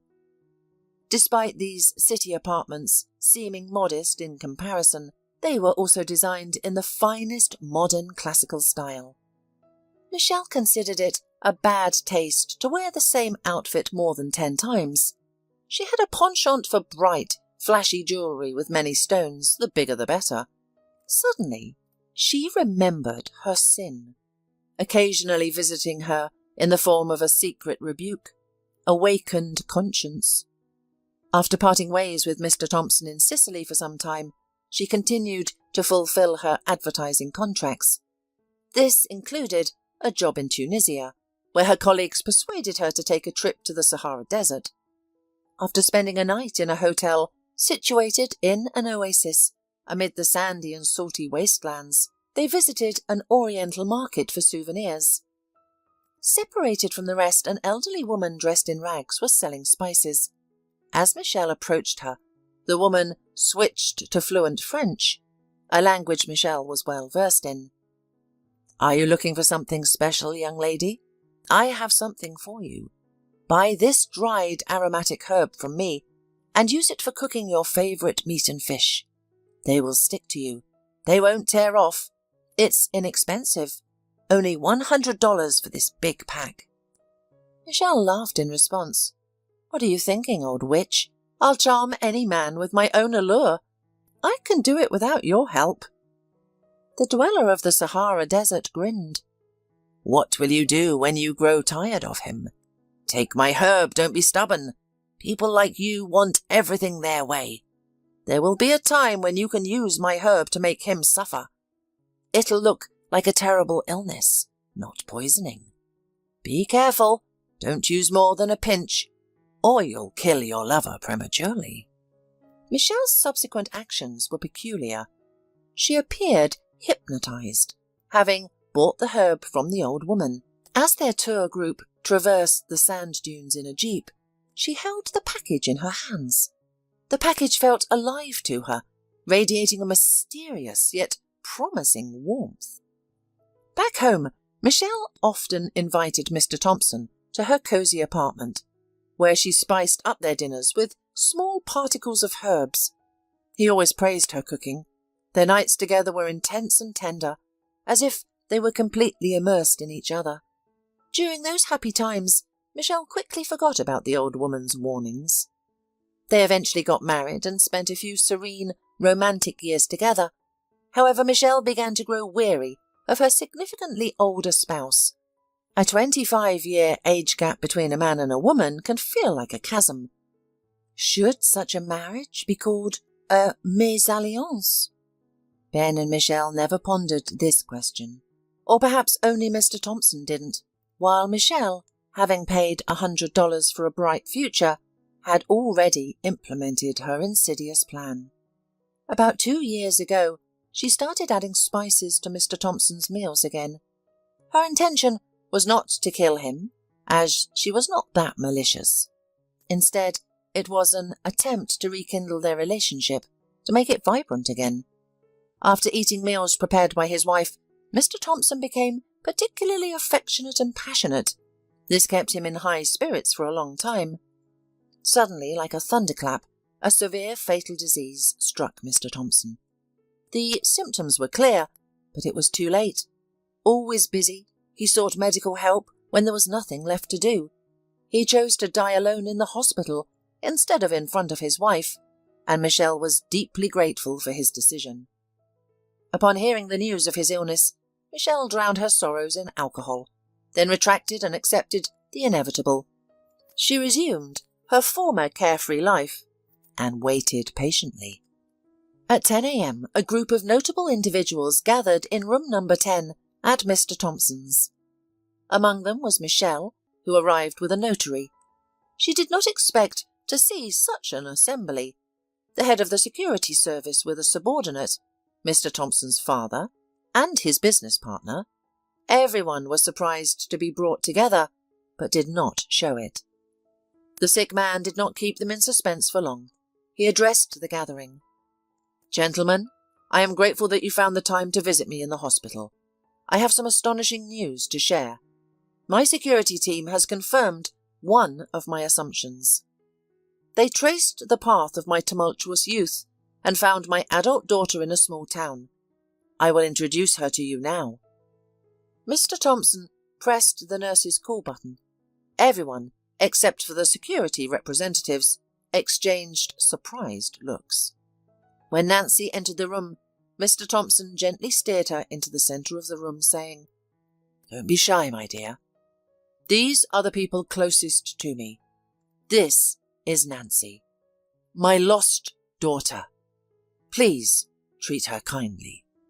Various emotions played across the faces of those present. Michelle was taken aback. Mr. Thompson's father was baffled, as it was certain that Nancy had no family ties with them. The family friend, who had known the family for many years and remembered Amy, was also shocked. The adult copy of Amy standing before him made him shudder. Genetics had reproduced in this nurse the forgotten features of the departed Amy. Only the notary, who was privy to the changes in the will, remained silent. His stoic expression was a requirement of professional ethics. Nancy quietly smiled, playing the role of Mr. Thompson's daughter. It was not the most impossible request on his part to her, and only she alone knew how he was suffering. With the exclusive permission of the attending physician, she had even injected him, today, a heavier painkiller. He would pay for it in separate agonies tomorrow. Meanwhile, thanks to her efforts, he was holding up splendidly. After his help with Larry, she decided to do something nice for Mr. Thompson. Why not engage in this peculiar prank? Mr. Thompson, already tired of the crowd, continued, "While Nancy prepares tea or coffee for all of us, and before I present this wonderful cake we bought, I would like to speak alone with my wife. I hope you won't mind waiting in the hallway." Michelle was uneasy about this start. Why was the notary being asked to leave? This behaviour was very unusual for her husband, who cared for her deeply. However, he didn't leave her guessing, but quickly stated his position. "Michelle, I know about the crime you committed on the road, your callous indifference towards the people you had hurt, and how you pretended to understand and care about my memories of my sister and mother all these years. I despise lies and hypocrisy. God will be your judge. But I've changed the terms of my will. After my death, you won't be poor. I've arranged for a monthly allowance of 2,000.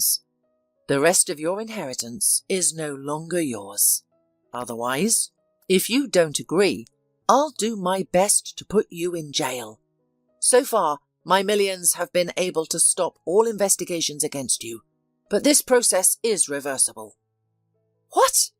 The woman leapt up from her chair in anger. "You've lost your mind with all those injections your daughter is giving you. How did she appear here in the ward dressed as a nurse? Are you playing a prank on me? Admit it." Her voice suddenly softened, becoming as sweet as molasses and as smooth as mountain honey, replacing her previous shrill tone. Michelle decided to shift her approach, attempting to smooth things over.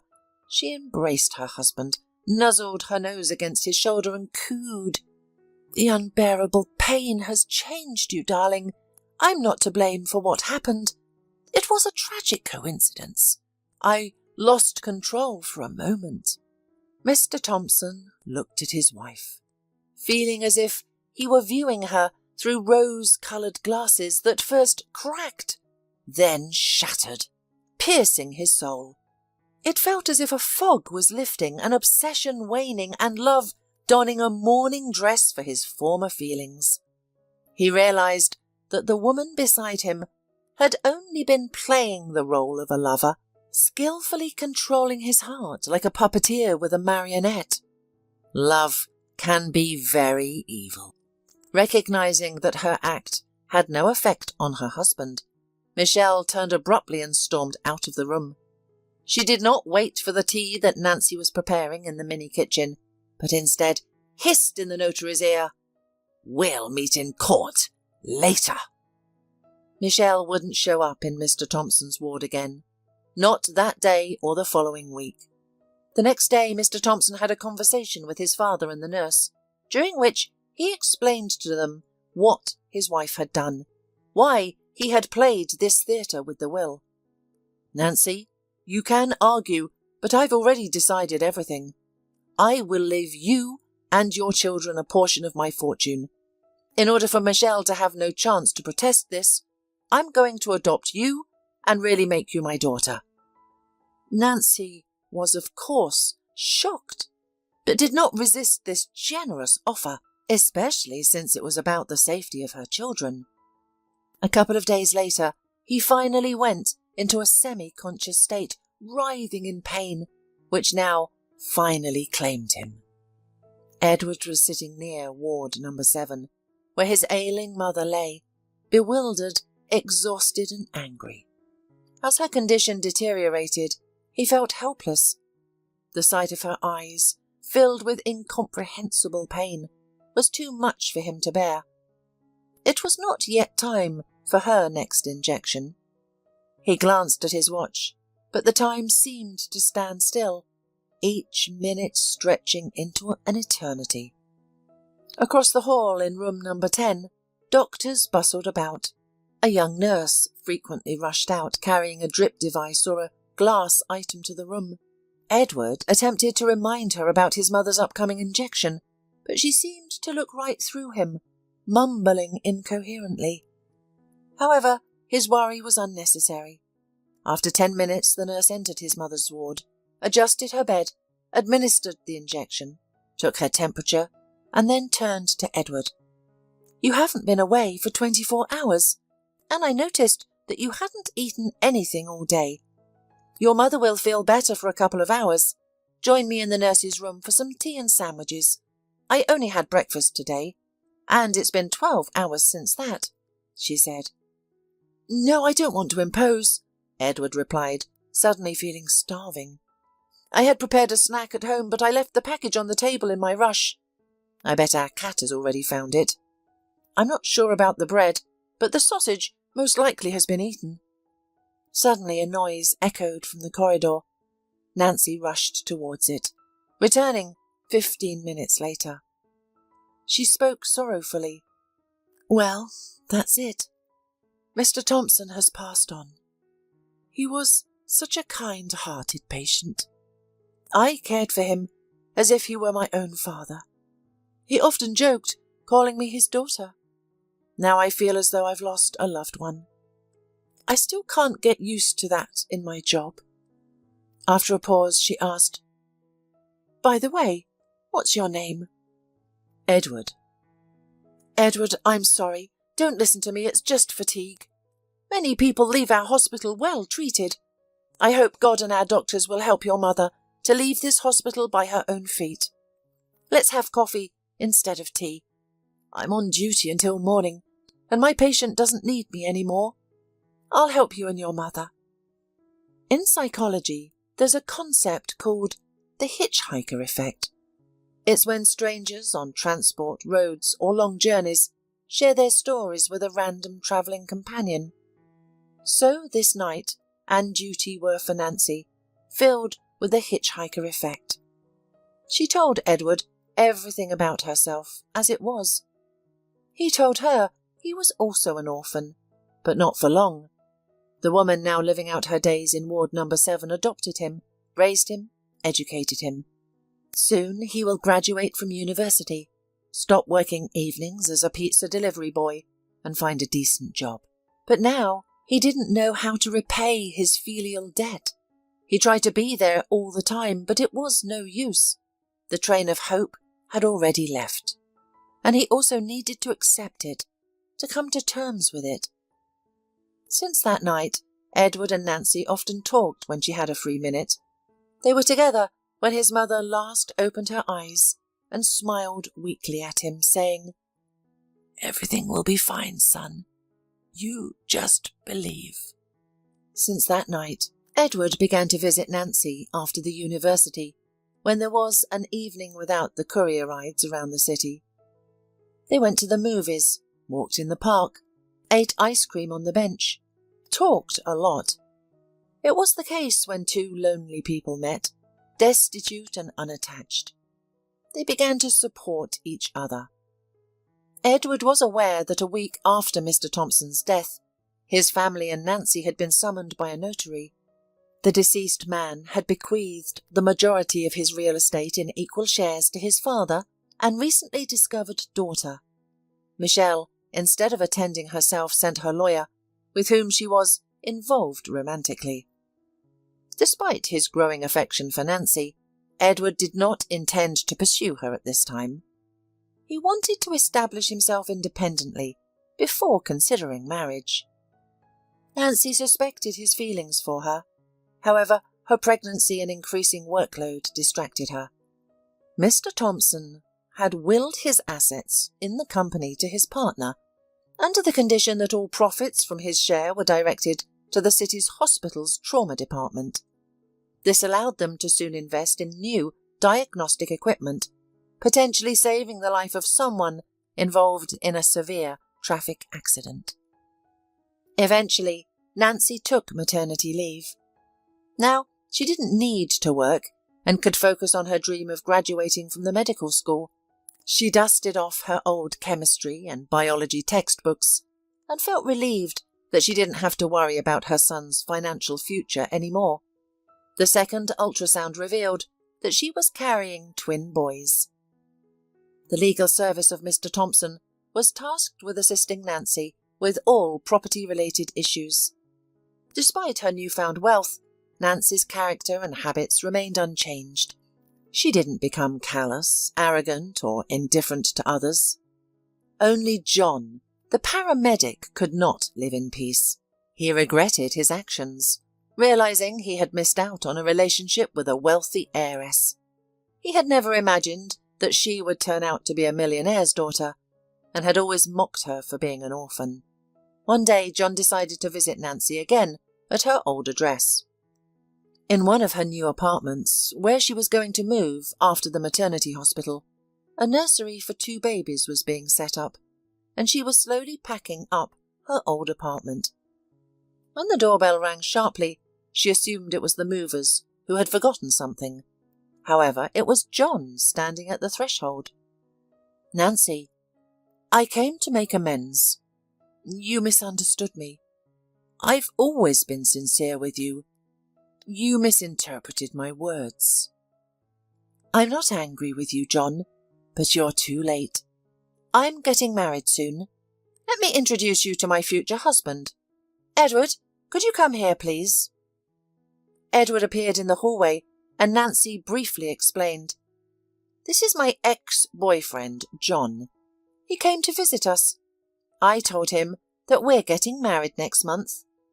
Don't you mind that I shared our joy with an old friend of mine?" Saying this, she rose on her tiptoes and playfully kissed Edward on the lips. John glared at them both before storming out of the apartment. The door slammed shut behind him. "Wait, Nancy, are you proposing to me?" a bewildered Edward asked. "And are you against it?" countered Nancy. "You'll never make up your mind on your own, and we're running out of time. You'll take all 3 of us, won't you?" "I'd be honoured." Edward smiled. 2 lonely people were no longer alone in this world. Happiness comes in different forms, and it seems to be smiling on them. There's no doubt this family will succeed.